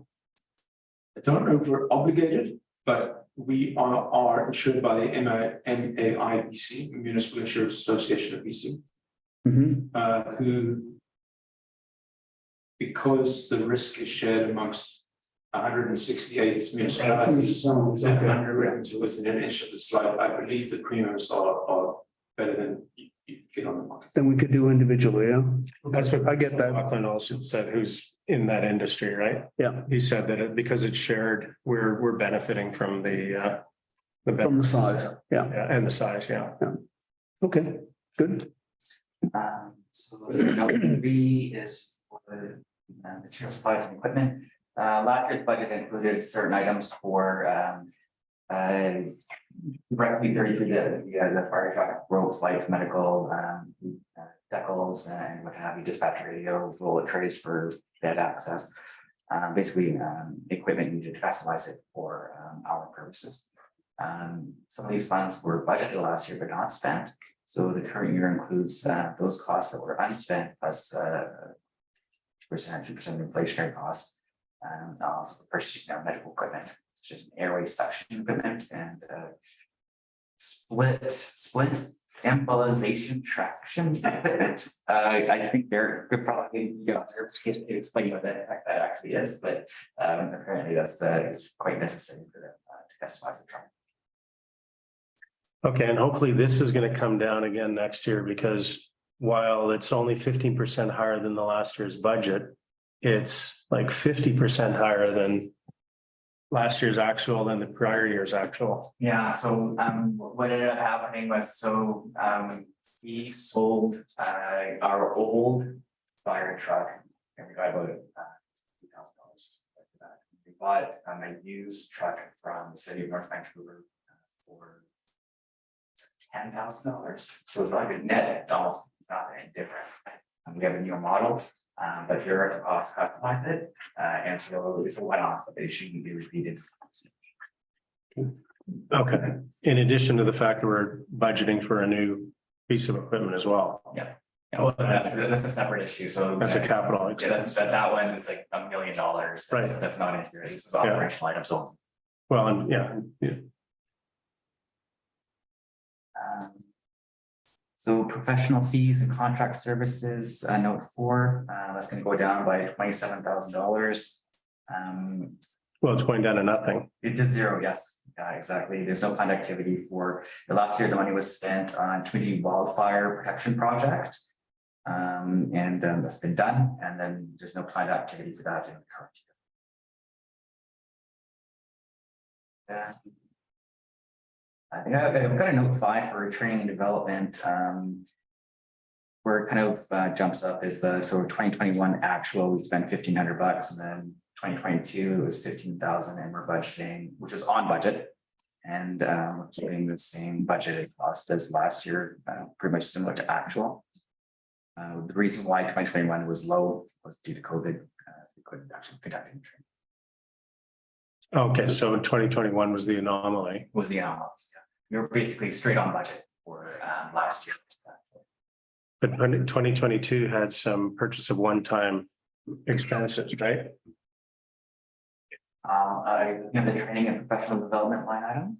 Yeah, training and no, I'm actually looking at note number 5. The second sentence says that the 2022 budget had the purchase of training and equipment and maintenance software.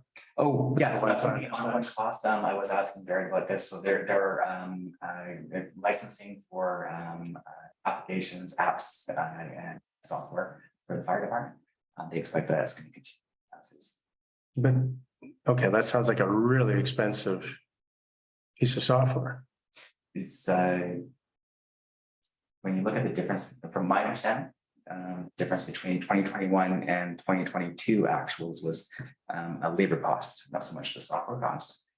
They just didn't, were unable due to COVID to do their training and development courses. There is some marginal, some increase for consideration, I should say, for software that the fire department needs, but really what it is. Okay, so most of that is training and not, Yeah. I shouldn't look at that as being a $15,000 license. No, absolutely not. No, it's because they couldn't actually do any professional development training or conduct any exercises in 2020. I can pull up 2020 and or 2019, probably we can get a better one than we're normally here, and show you like where we started at and like down. You like that? Yeah, it's, actually in the fullness of things, 15,000, it's just, it's okay. Next page I'll draw your attention to is the general fund, parks and recreation. Okay. No.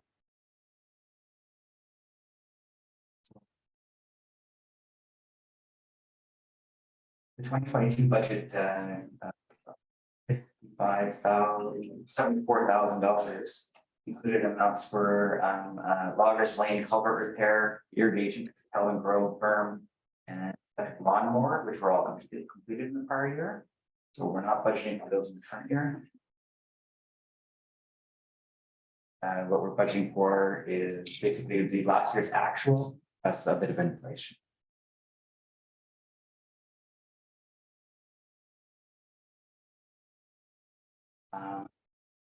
There's a decrease as the bear-proof garbage cans were purchased last year, so we're not going to have to re-incur that cost.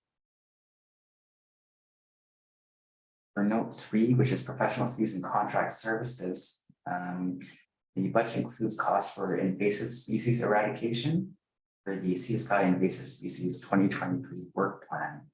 That's a contract cost of $15,000 we received from them.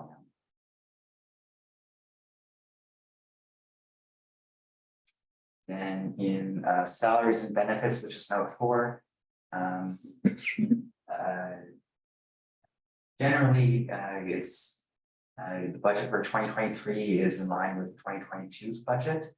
And the 2021 actuals. So for 2022, we were under budget. Last year's the 2022 budget considered hiring 2 additional summer employees, and their time would be split between administration and public works.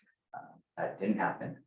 And then we also had 2 employees who decided to move on last fall. So their costs are not included, the actual costs for 2022. But it wouldn't be replaced. And I have a breakdown between parks, public works, water and sewer for all salaries and benefits. I just speak, previous finance meeting about the labor allocation for public works, the labor costing worksheet. And so what I'm trying to show you here is while there may be some movement, as we go into some other departments between budgeted and actual for salary, in general, it's about the same. It just depends where people charge their hours to each department. We have some very detailed timesheets. And so depending if somebody's moved from working on public works to moving into parks related matters, it's where they charge their time is what's going to impact budget to actual, like total. So looks. Which I think makes sense because we have a pretty much fixed labor pool. Unless people are working 24 hours a day, it's pretty much impossible to go over budget. Looks good to have it in that table. Thanks. No further questions on Public Works. sorry. Did Public Works. Oh, it's coming up. So planning and development. Public works. 3 pages down. Right here. I know. You want me to move it up? So the next page I'm looking at is the general fund planning and development. Not a lot of movement here. I've got a note 2. It's a decrease. We don't have a building inspector, so our we're budgeting lower. I'm not, to be honest, quite sure what to do with this line item. This number is generated from the Public Works labor costing worksheet on what it would cost for a building inspector. Currently, we're not paying for one. I'm not sure if we have somebody in mind, or do we need to consider hiring a contractor to replace that on an ad hoc basis. That's a service we use in municipalities, but I think that's my pay grade. That just is what that number is coming from. Mm-hmm.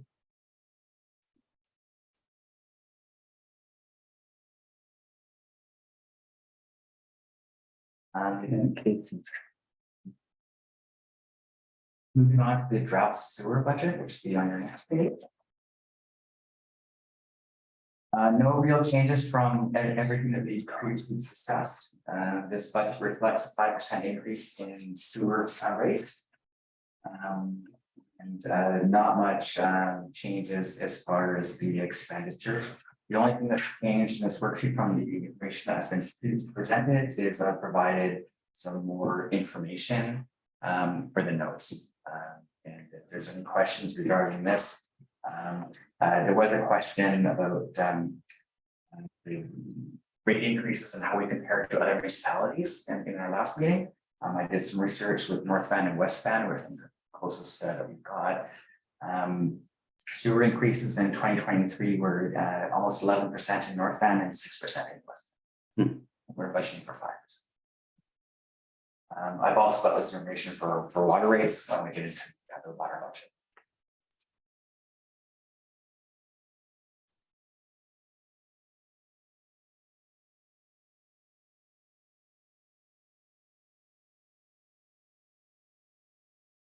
Capital expenditures, that's $20,000. That's split 80-20 with water. And that's for the SCADA system that we discussed previously. Wasn't spent last year. Expect it's going to be spent this year. The reason why it wasn't able to be spent in the prior year was because of a global chip shortage and couldn't physically purchase it. So the big delta to 2022 actual is maintenance. And pardon me, and also 2021 actual. If you just look at that maintenance line item and you've got note 2 there. Okay, Um, 2020 to 2021. yeah, just looking at maintenance, if you just go, pardon me, from left to right, you see some big swings, right? Yeah, so 2020, $3,000. Exactly, yeah. So let me just read the note. And you could just tell us if you got some consideration there, but obviously 2020 was very low for some reason, probably too low. And then had a big jump in 2021. A further jump in 2022, and then you know, what you're comparing over in the far right columns is the budget numbers, but the actual numbers are what have really swung quite a bit. So, yes, thank you for reminding me about that one. I did have a discussion with Nye about this. So 2020 is the year that the wastewater treatment plant broke down. So there's a $25,000 annual cost in pumping for the wastewater treatment plant. It wasn't incurred in 2020 because it's broken, so less than. Okay. That's why in 2021 it's back to 7,000. Okay, so prior years it was not like that. Okay. Pardon me. And now for Earl's favorite one, Public Works. The right, that's the top. Well, I mean, water and sewer is also public works, obviously, at his parks. This is sort of the.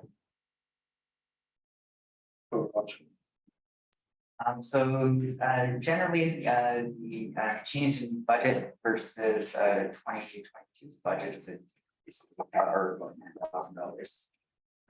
The items that are decreasing is the $66,000 for professional fees, the contract services, which is noted in 2. Sorry, above that is the interest payments. Once again, the variance in the budget or the delta in the budget isn't great. It's nothing. But the difference in the actuals is Right. substantial. So why do we have such high allocation for interest? Right. That is a very good question. I did not clue into that one. So the 22 budget only had 12,000 budget for it. We spent 36 and we spent 47 in 2021. I can check to see through the or interest payment amortization schedule and then why that would have been different. Any idea, Carl? Just thinking, interest on loans taken for water would go in the water budget. Wastewater the same. As you know, we replaced the wastewater treatment plant 2 years ago. It cost $1 million. So what would normally have been pump out maintenance went into the capex because we had a modular wastewater treatment plant out there for 5 months. I mean, all I can suggest is that is debt funded infrastructure that's been allocated. Oh, that's exactly what it is. It's lease and purchase of vehicles. And we have a good number of vehicles, including the brand new skid steer and excavator, plus 4 trucks, which are big, powerful trucks because they have to be snow plows. We have a bucket truck. We have. But Carl, the numbers went down substantially. I think that's because we went from lease truck to purchase, and I guess they would be purchased as capital item. Okay, or coming off a lease, maybe. Okay. We didn't. I asked that question just yesterday. We didn't buy any of our lease trucks at the end of the lease. We returned them. It was always because. Of course, trucks are going to get scratched and damaged. The cost to remediate for lease return was expensive. So, as far as I understand, it's been decided we're going to buy them from now. You just may want to look into that, Joe. Yeah. Just to be sure. Yeah. It's not going to come back and bite us. I'm really speculating. Yeah, no, that's a very good point.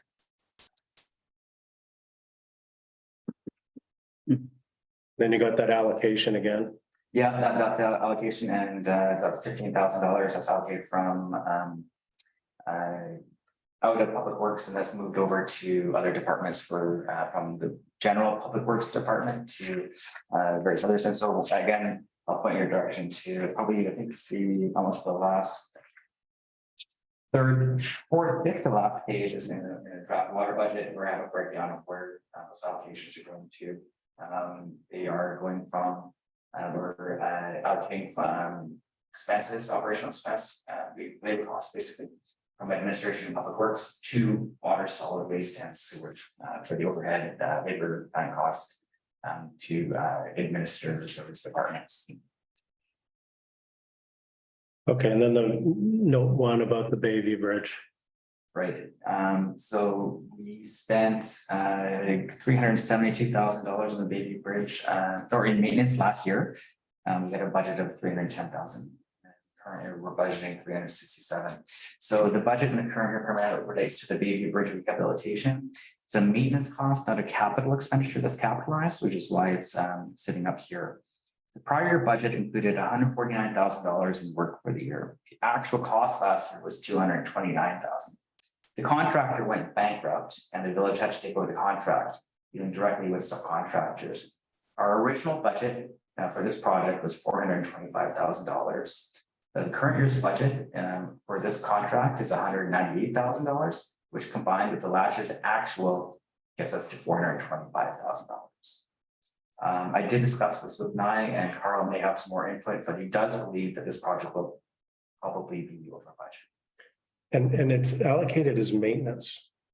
It's like it's maintenance, which is unfortunate for all kinds of reasons. The engineer, which is one of our two captive engineers, Chris, his name, did not recommend wholesale replacement between the abutments of a new modern steel bridge. So we've ended up doing this. There was a huge trouble with the bridge timbers because if you look at it, you know, the two very large I-beams that came out of temporary bridge on the highway in '84 once they finished the remediation of the flood.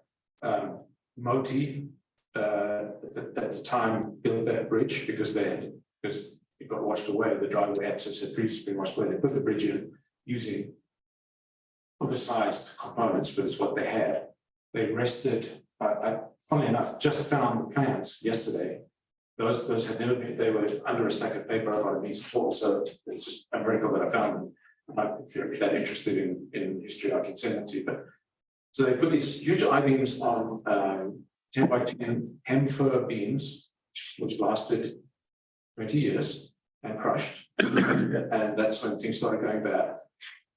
Prius, the engineer, pretty much, other than now another more elastomeric pad, but this one a harder rubber kind, the beams are sitting on new pads. Spec custom-sized timbers to replace the cross beams and the stringers, plus the railings and the caps. Those are sitting in the public works yard that just arrived from somewhere in Oregon, pressure treated, custom drilled. The guys are very worried that the custom drilled holes are in the right place because you notice that the contractor went bankrupt for those reasons. So we hope the holes are in the right place. However, we are not yet even at the stage of fully completing the steel webbing between the two I-beams that stop them tipping over. The last time somebody went and looked at it, and I alluded to the fact that when they sandblasted the lead paint off, which is why we have 10 because lead paint, they found that the corrosion was 70% more than the bridge inspection had revealed. We don't even know if the steel is adequate to start putting the new beams back on. It's A mess. It's a bit of a mess. It's going to probably be, it's not going to be a multiple of 425, but it's going to be a double-digit percentage more than 425.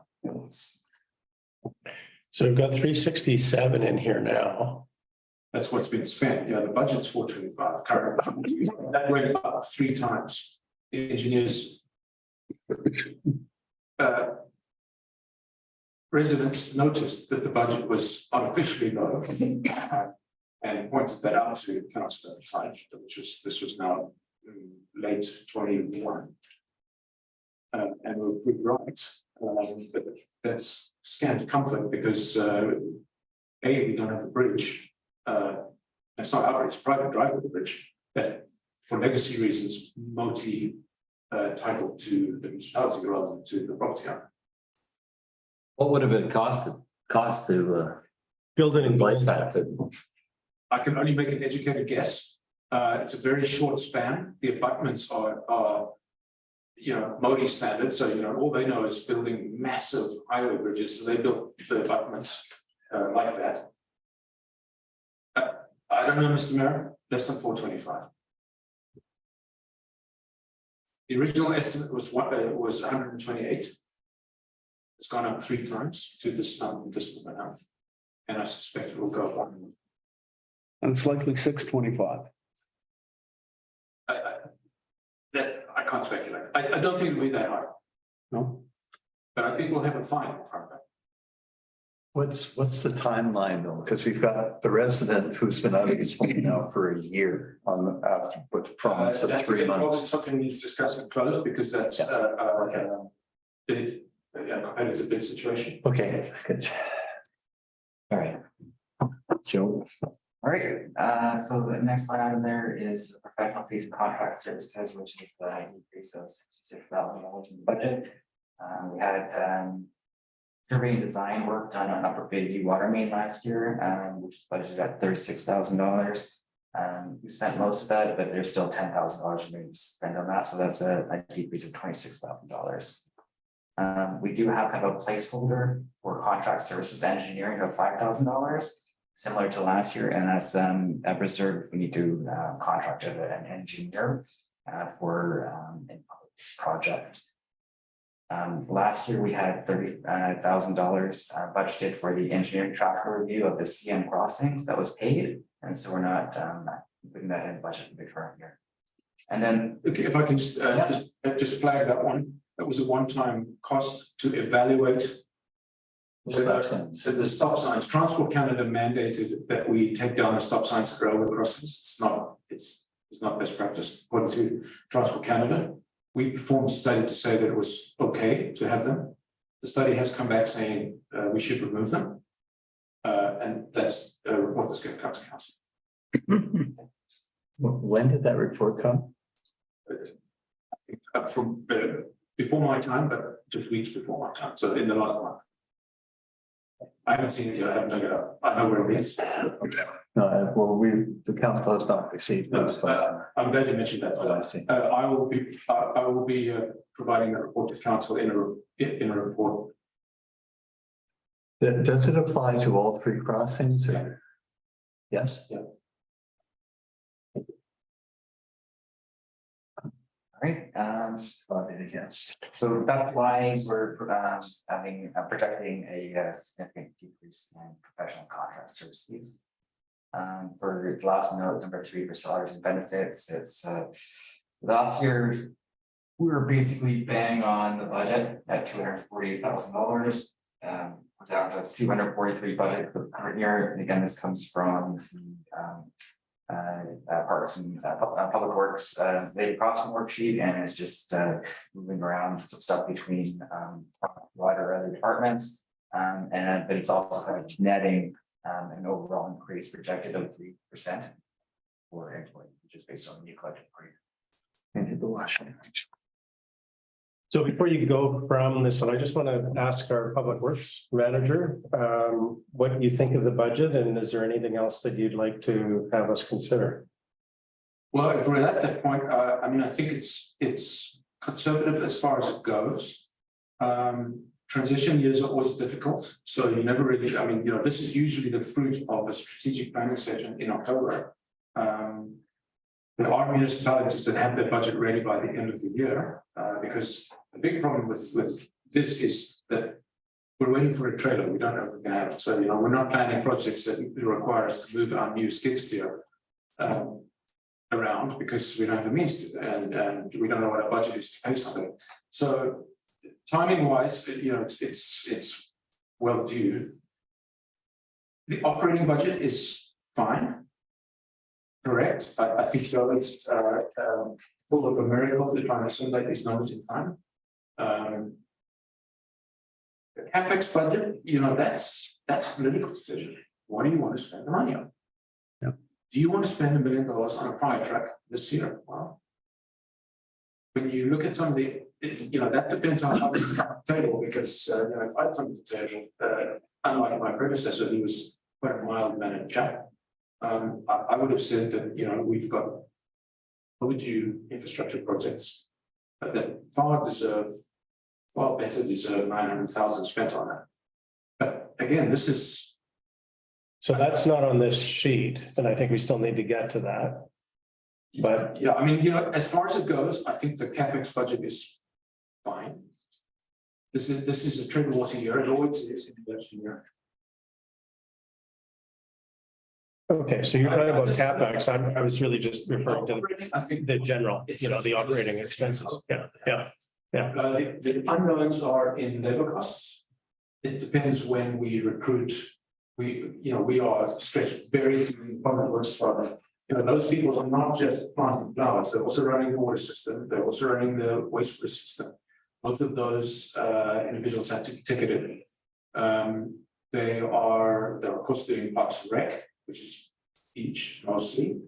And you have to admire the public works. They're in on Sunday and clean trash cans, and the stories they tell me about the stuff that people do down at our beach make it quite sad.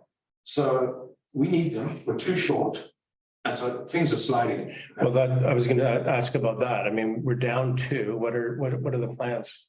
The budget doesn't really.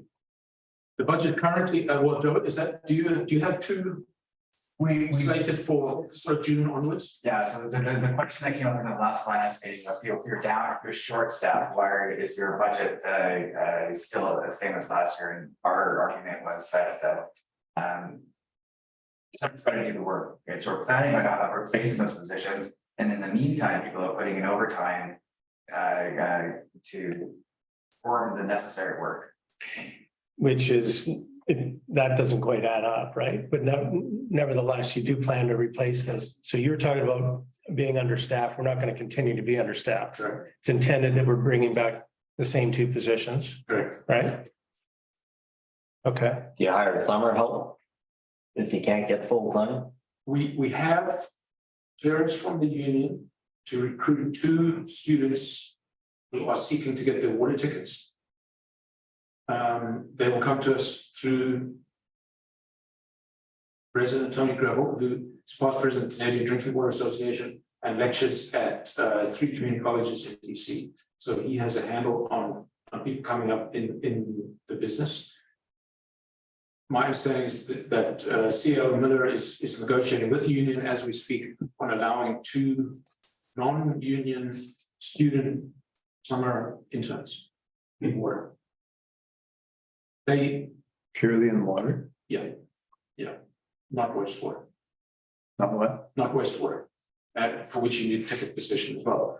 The problem is that those students don't really know what they don't know. So you certainly couldn't send them off in a truck to go, as we did today. We cleared the weir at MAG. The weir at MAG, you'd be interested to know, is at the full of rocks.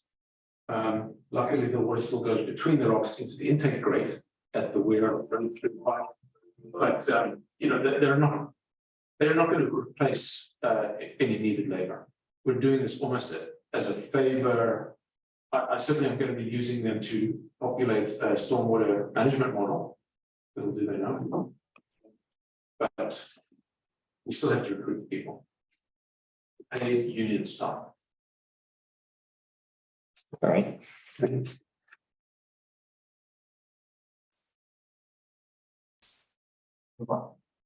Great. So I'll back to the draft water budgets. No significant changes over to this one that is presented. I just added more detail on specific items. We're not proposing any increase in budgeted rates for water.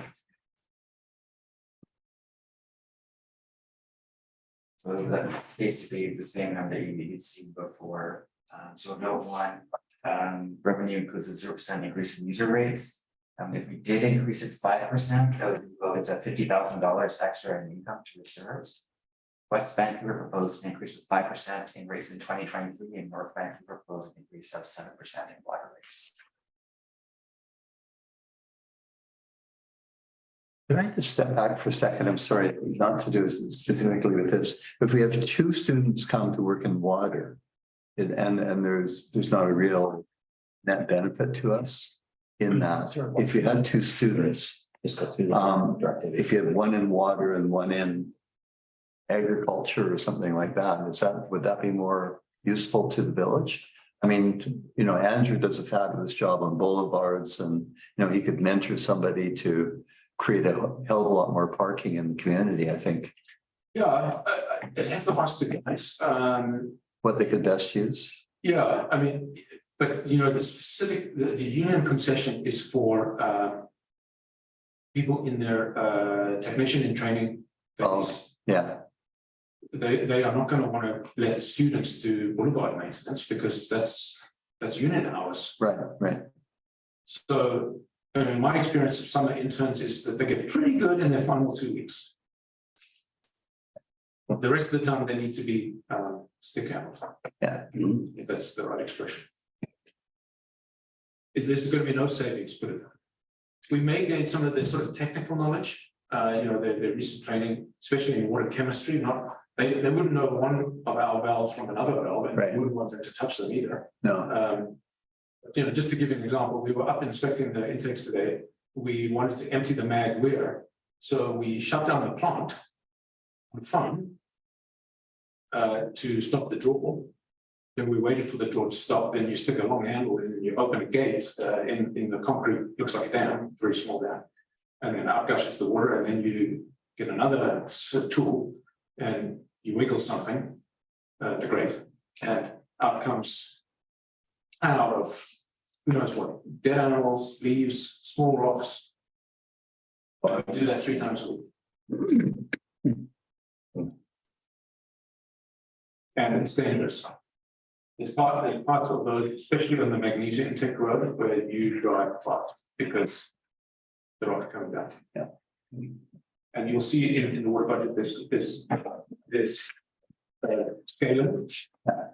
And we have another whole face that needs to be scaled. It didn't come out of the winter in any good shape. sorry, Joe, to interrupt on that one. All right, Joe.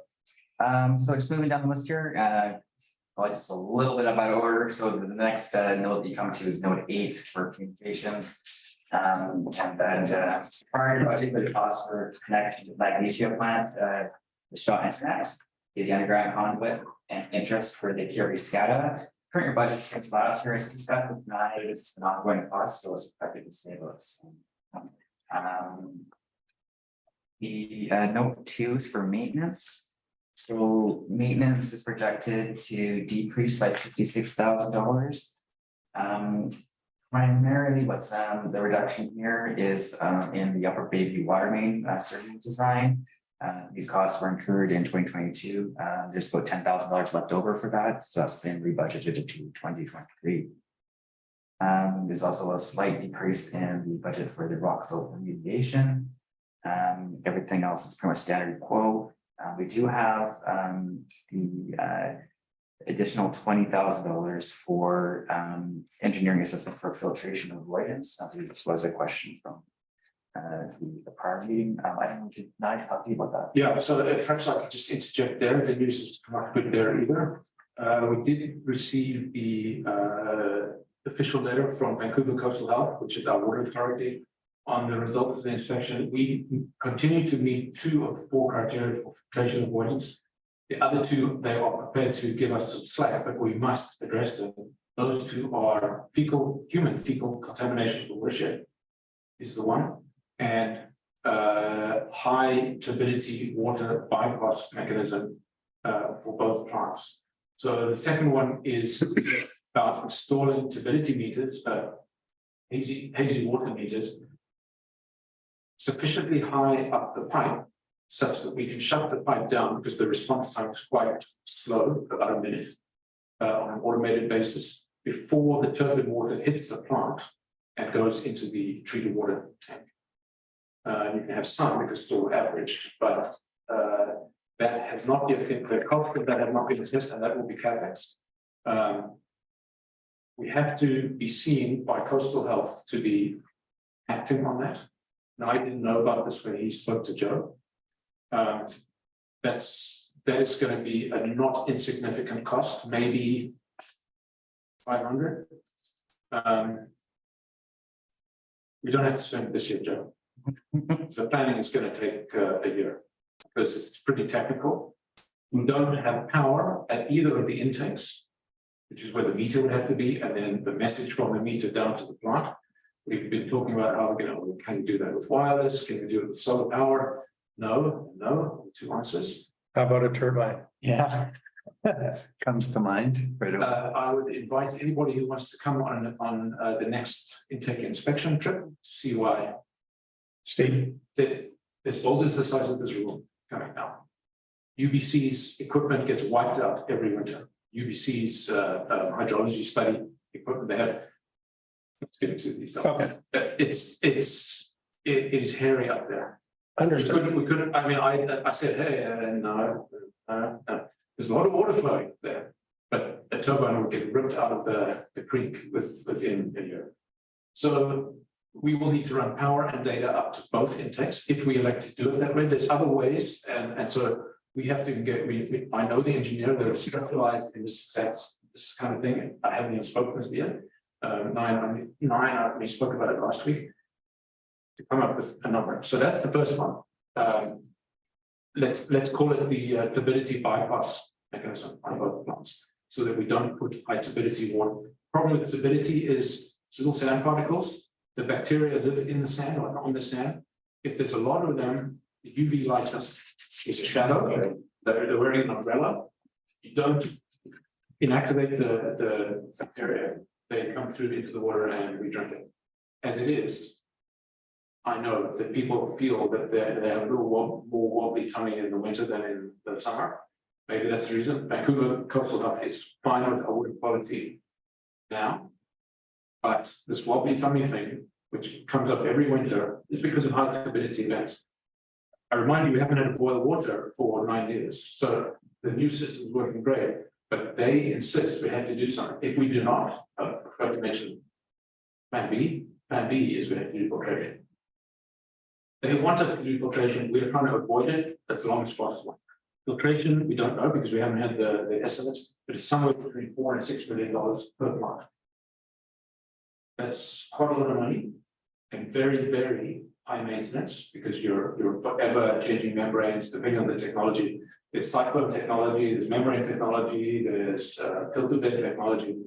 We haven't had the engineering work done yet, but educated guess numbers are depending on the technology, somewhere between 4 and 6 times 2. But we want to avoid that as long as possible. The other criterion that they want us to address is fecal contamination, human fecal. They don't seem to worry about animal.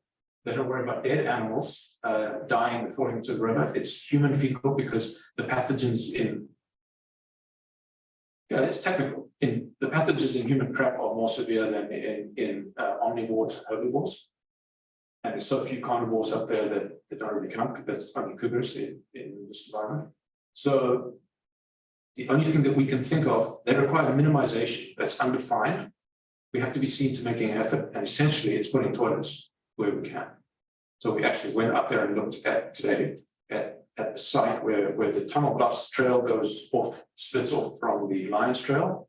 There's space there. This is also something that, this is the subject of a report. I'm just telling you that there's going to be some spend necessary there. A lot of it can be funded by the province and by the BC Mountaineering Club and so on and so forth. So one there, one at Sunset Gate, not porta potties, but an actual toilet. You have to induce people to go now rather than later. That's an education thing. But if we don't, our filtration avoidance ends, and then we're on the hook for $8 to $12 million. This is new to Joe. You don't have to do it this year, but we certainly have to keep Coastal Health apprised of our plans and believing them.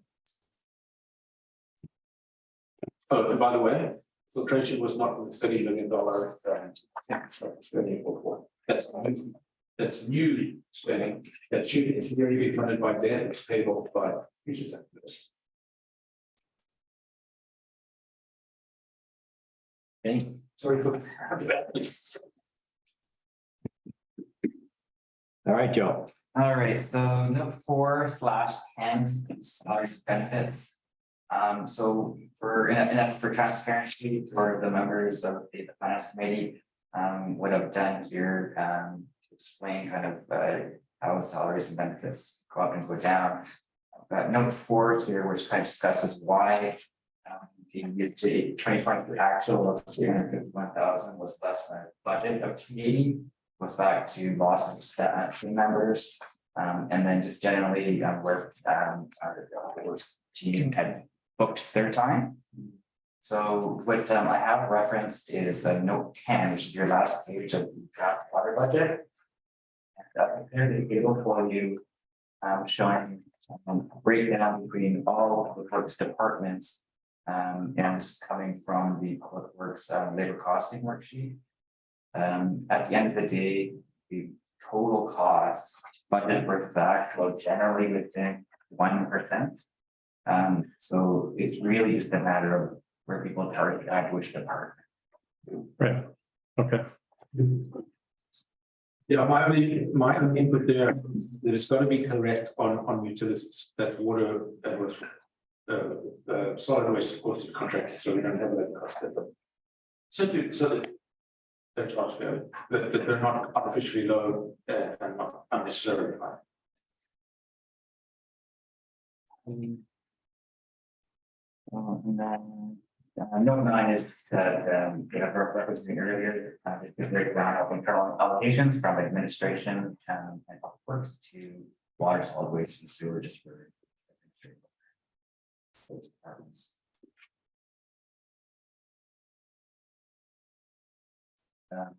The next slide or page here is for the draft solid waste budget that I'm seeing this. Got which one?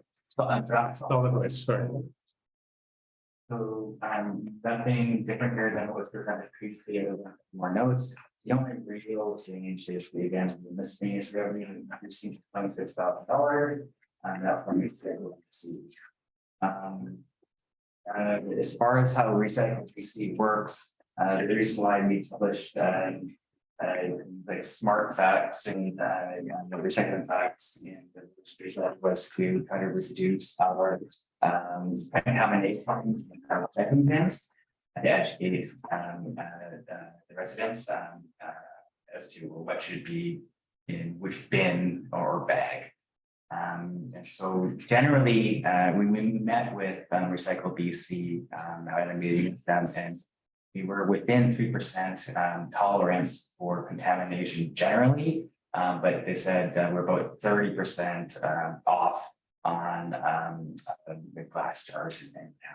This is a pretty easy fix. Just don't put in other crap with your glass. So as that's why we advertise that.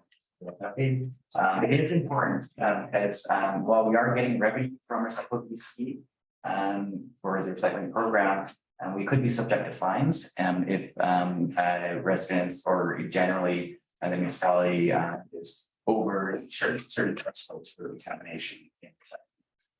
If I could just interject there as well, the penalty is substantial because you're going from reduced rate to increase to landfill fees, very high. So it's amazingly high, something like $380 a ton now.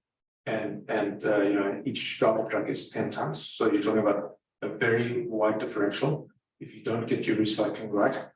The bylaw enforcement officer reports of last year say that people are keen and willing. So it's really there's apparently only one resident in Lions Bay who does not believe in recycling. Everybody else does, even if he decided to deliberately throw their trash in the wrong bin, we'd still be well within the threshold. It's purely educational in mediums that people read and understand, which is not only going to be the village update. And this is our last department that we're going through, so we want to do this one quickly because there is not a lot of change as we discussed earlier. Garbage user fees are static. And there's a prompt payment discount of 3.5% of the there is no state capital expenditure for solid waste, contract based, and that's why we're not trying to build up reserve funds for solid waste. Unless there's something down the pipeline that we have to consider, but as far as The only thing that's been mentioned, there's been no council discussion on it, let alone policy, and there's a sub transfer station or a mini transfer station. There's no room for it at the current works yard, but in future consideration of relocating the works yard to the soon to be adjudicated land grant by the province, there may be up at the top. Of course, that road, current road, is not public access standard. So then you're talking about a new road coming from Brunswick exit up Crystal Falls and right that direction. So we're a long way from that. But other than that, no, I'm not aware of any capex on solid waste. One thing I would like to bring to your attention is note 3, with regards to the truck and recycle and waste contracts. I discussed this with Nye. So we were on a 3-year contract with 2 1-year renewal options. We exercised both our rates flat. This is required to go to tender for this fall, start of September. And I believe it's about a 2 to 3 month process to actually go to tender, review and approve or select a contractor. So this is something I think is pretty time sensitive that we need to be on right away.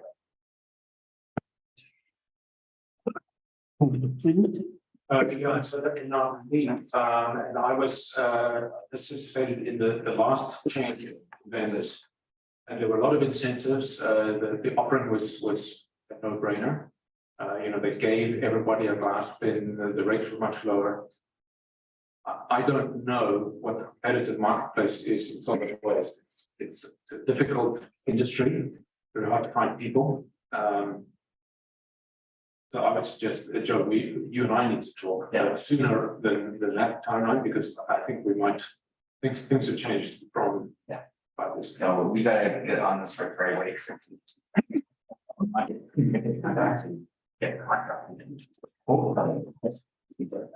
no, definitely something that we get on right away. And then I think that's really it. I've spoken about internal allocations before, talked about salary and benefits and why that kind of changes. Salaries and benefits, this one's pretty small. 2021 had 0, 2022 had $2,000. Again, it's just for people, and there was no actual budgeted amount for it. It's just this is actually for a better allocation of people using the timesheet saying working my solid waste, so charging my hours to this department. That's why we had a small increase there. I didn't have much else here to discuss. We discussed the surplus and then potentially that could decrease if the public works yard opens itself up on Saturdays to facilitate recycling based on the recommendation from Climate Action Committee, and that's purely a labor cost.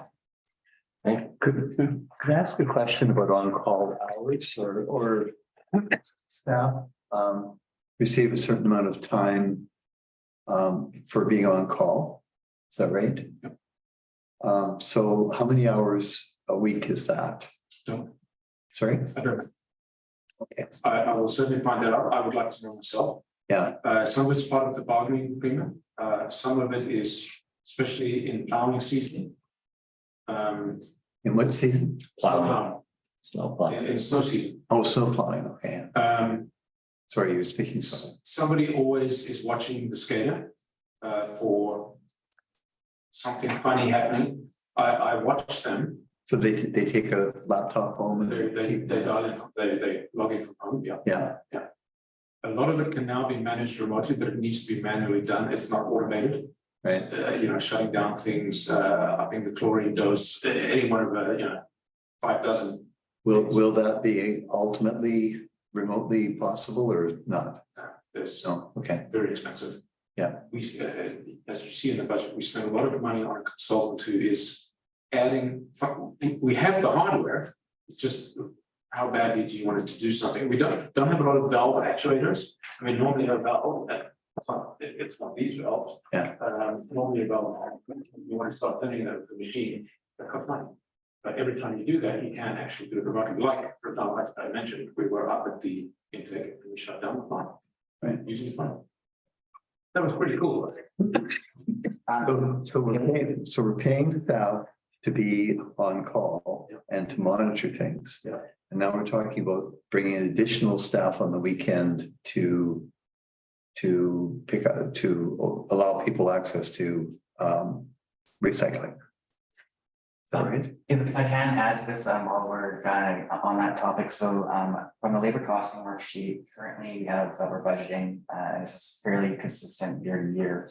19 hours on call for 26 pay periods, so it comes out to about $76,000 in expense. 76, Yeah, and what 19 hours, per week, yeah, for 26 pay periods bi-weekly pay. so bi-weekly, so 19 hours over 2 weeks. For 26 pay periods. So currently what we have there is Garth and Alberta are primarily on call. Secondary is Aiden and another. When we hire new techs to replace the ones that we've lost, we'll have 2 on call, which is currently a requirement. Currently we only have Aiden as a secondary and we another. And it will take some time to get the technician qualified. Probably won't happen until 4. So is Aiden qualified for Yeah, Yeah, he's wastewater 1, wastewater? came to us with wastewater 1. And that's just recent, right? No, it was a 4.5 years. But I thought that when we lost the guy at Christmas time, he was a wastewater, We lost a water operator and a wastewater operator, right? but we had backups. But yeah, back, okay. so that's the end of what I have for the presentation today. Are there any questions that I can field? We haven't covered off yet or that you'd like me to investigate? Aside from the note I've taken. Not for me. I've got your email I address. was gonna say, I've got to, maybe you could document some of the comments if you scratched anything down. Yeah. And I have a couple of really quick ones. I know it's late, but I've got a couple of quick questions that I think you'd be able to give pretty much yes or no answers to. You've got, so high level on all of this is, we've got about 5.7, or call it 5 and 750 of cash coming in, a combination of grants and revenues. We've got 4.7 going out. The delta is $1 million. We've identified another $1 million that should be spent. So that's a break even. Okay. Yeah. What that really means is how confident are we on that 1.5 million in grants? Because without it, we're under. Yeah. And then it becomes a question of, do we get those roads repaired? Or do we buy a fire truck this year? That's what it really comes down to, I think. Well, the answer is obvious, guys. Although I think our fire chief will have disagreements. Yeah, and he obviously needs to get to council and make a really good case for it, because it's the difference between making it and breaking it, right? And Carl needs to do the same thing for the roads. There's actually the roads and the bridge, okay? So roads and bridge are about the same as the fire truck. When you say bridge, you mean the Bayview driveway bridge or the 8th bridge ends? The one that I've got down here is being 325 now, or 500 in a couple of years, or worse in a few years. Let's call it the 8th bridge project. Eighth? 8 bridges. because we have eight road bridges. Oh, it's all 8. It's Not counting the driveway bridge. okay. It's all 8. 325 for all 8. Each No, that's supposed to be each, total. for the total, so 40,000 each. That's for sure. Okay, so 40 to 50 each. Okay. Yeah, for 40 or 50 each, you can't get a qualified technician to look at the bridge, Right. let alone dig it up. So you hear what I'm saying is that we've got the revenue, I think, is the revenue. The grants are somewhat Questionable. yeah, not as clear as the revenue. We've gone through and we've looked at a lot of the expenses, and the ones that move the needle are those 3. The truck, the 8 bridge repair, and the road repair. The road repair was out of the original plan. So that's a big question as to why is that out? Yeah. Because taking that out obviously makes a huge, That is, I mean, it's the first time I saw the budget, I saw it a lot of time for the first time, so that was, I was surprised not to see it in there, because my discussion with my predecessor was that vital project. I think we have some wiggle room on the magnitude, I think anything over 200 would be useful, and then we just try it. The guys know where there was problems, you know how they know, because they don't have the powers. Yeah. And they know that they're catching. right, so it could be more like 225 or 250 or We something. can use anything. It could, yeah, so there's a $500,000. But you're not going to get Alpine paving or BC Blacktop or BA or any of these guys Right. with less than 200, but Okay. so 200 is the floor. So in terms of a recommendation, we can all think about this, but there's those big rocks. Let's call it the 8 bridge repair, the road repair, the fire truck. Then on the other side is that the confidence we have in this $1.5 million of grants. Those are the big rocks that are variable, and those are the ones that could whack this into a deficit. But you're including the million recent grant. That's included in the arithmetic. In the break-even arithmetic. There's $1.5 million in the total of There's grants. another million that's not in there that just arrived. The provincial grant, which Is that not part of the 1.55? We'll give you a breakdown of what's in the 155 and if that includes the 1 million or not. This has been carried forward from my predecessor. Okay, So I don't have the breakdown on here, but I understand the question and I will give you you a. could do the same kind of panel or view that you've done on all these others, Yeah. right? And just say, here's the grants. Yeah. And then maybe some level of confidence on each one. Right. just if I'm speaking slightly out of turn. Joe, do you know what that transit grant is? 206? I don't know off the top of my head. No. I'd say it's a line Might be state the connector. connector, yeah, Connector project, yeah. connector. Which is. I don't know what the. Still in planning. Okay. Which means that we're not going to get that 206 there. And that'll come out of this, good point. Yeah, the ICIP, that's the beach park and the plant building. Yeah. So that is not the $1 million. And Mr. Mayor, how much was, you wrote the number down, I think it was even million, right? Or 998,000, so it's $1 million, and I don't think you've got it in there, do you, Joe? No, that's not No, so then Okay, and that's gonna be in there. can I just clarify what the plat building project is? It's been severely curtailed. Is it moving it or is it repairing it?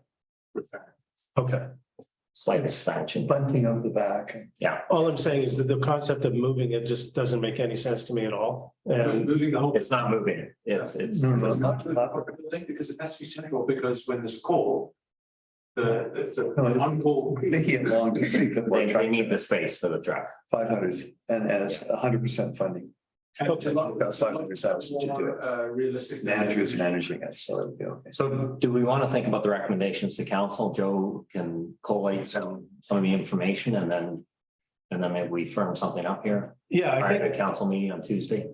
we can do that remotely, can't we? Yeah. Just come together with something. So when we've got some confidence in what that 1.55 is. Yeah. And it could be 2.5. Yeah. Okay, so when we've got a clarity on that, then I think I would feel in a position to say, my recommendation is such. I mean, the big rocks or the big considerations are those three. If you look forward, there's a plan to sell $3.4 million of land in 2024, 4.7 in 2025. The long-term budget kind of hinges on that. And I think that's, I don't know what confidence level we have in that. And then there's that big elephant in the room that everybody talks about, which is the long-term plan for our infrastructure. And Carl, what are some high-level numbers there? Well, the number I have in mind is $30 million. Okay, Over what period of time? 10 years. Yeah. Even if Of it's, which we spent about, even if it's half that. You know, we're kind of. We've got 5 million in the tank now. We kind of, it looks like, it'd be interesting. I don't want to create more work or time here, but it would be interesting to see how that goes up and down year by year. We've got 5 in the tank now. There's talk about a surplus of 1 million cash. I'm not looking at the amortization included in that. I'm looking at the cash surplus. And it's like 1 million or 2 is kind of what the best we can do on an annual basis. Yeah. We can't do 5 million. 12 falls way short. Time to get the grants committee. yeah, and the only other source of windfall funding is land sales.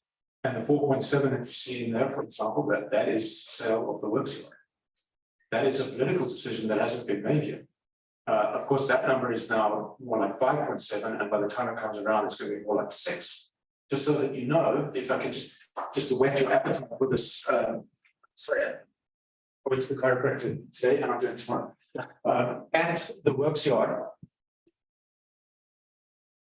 here, this piece of land here is road allowance, it's ours. It can be closed and amalgamated with this. This piece of land is imminently developable despite the substation there. I point out that 2 houses back onto the substation, even more. They don't seem to mind. This is multifamily, hospitality.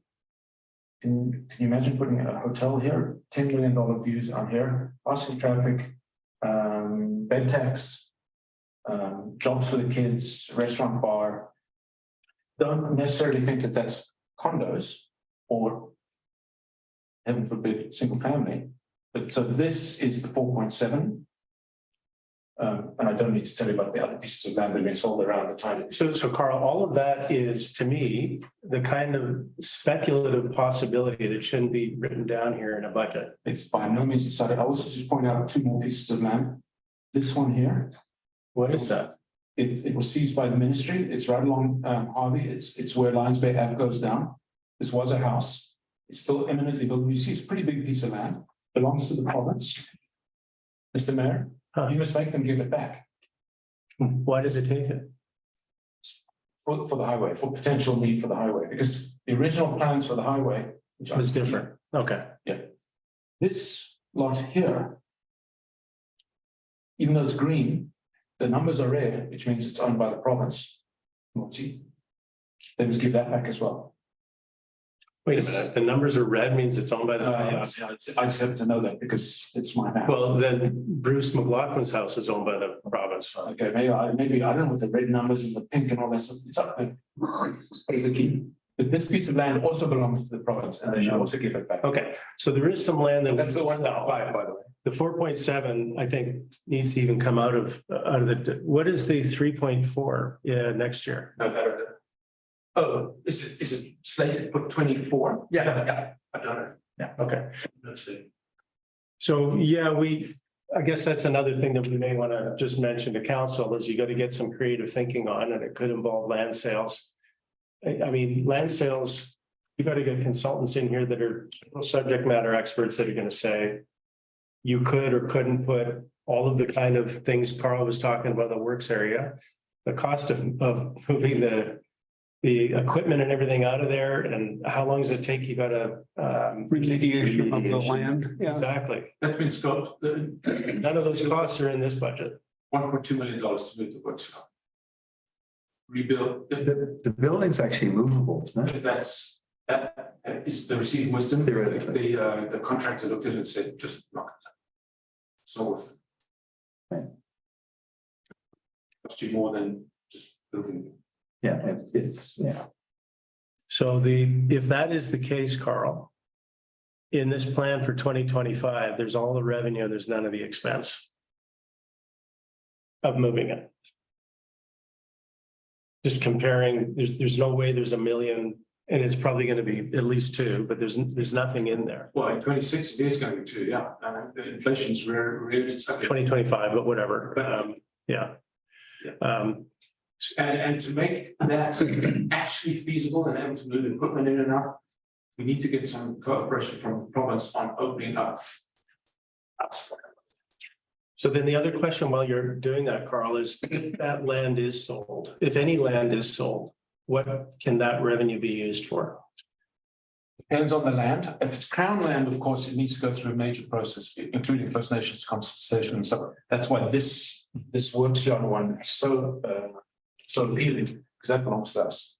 We can do it's our road at the moment. But just like these were our roads, this one, and we closed it. Planted it and sold it. Now, in 1909, in Winnipeg, a surveyor, who'd never been here, obviously, called this Esplanade. I guess he'd been to Brighton in England once. And so this was designated access to Esplanade. So the proceeds from this can only be used to purchase equal or better access. But we spent 700 on this piece of land here, this little triangle. That's a future desalination plant. Why is it so good? Because you can put the pipe up the creek to the treatment plant, which is there. So that one there is imminently saleable. That's a council decision. The land grant that the province is adjudicating more or less as we speak. There's the fire training facility. This is a lease today. The idea is to get everything that's green up to the creek within, this is the BC Hydro encroachment allowance. And there are lines in there. So you're not going to build houses under this, and there would be very restrictive land use requirements on the grant. Fire training facility, sure. I'll just point out that some of the fire training facilities actually on Moti land. Moti never gives up their gravel pits, yet we built it. So we actually have a essentially grandfather use. But the plan is that this is part of the grant. All the way to the creek, Carl? Yeah. Because that's the road you got your pen on now. Creek is to the left. This is the pipeline and that's the road. Yes, I think you're right, Dave. This is very steep though. It's not even been looked at by a land use person yet. Exactly. All of this, so just in terms of getting us home to dinner, all of this has to be considered with land use and everything else. Consultants. So I'll just point out, so the idea is because this is not a public use road, it's just not built for it, it's too steep, et cetera, et cetera. The plan to make this into something usable, even to get our own works trucks up now, you'd have to open up, this is where the road ends, you'd have to open up this road here. Right. All right. Okay, let's adjourn the meeting. Yeah, we have to adjourn the open. Yeah, a motion to adjourn. Second, all in favor? Carried. Thank you. The public. Give me a second here. Would you like me to stay?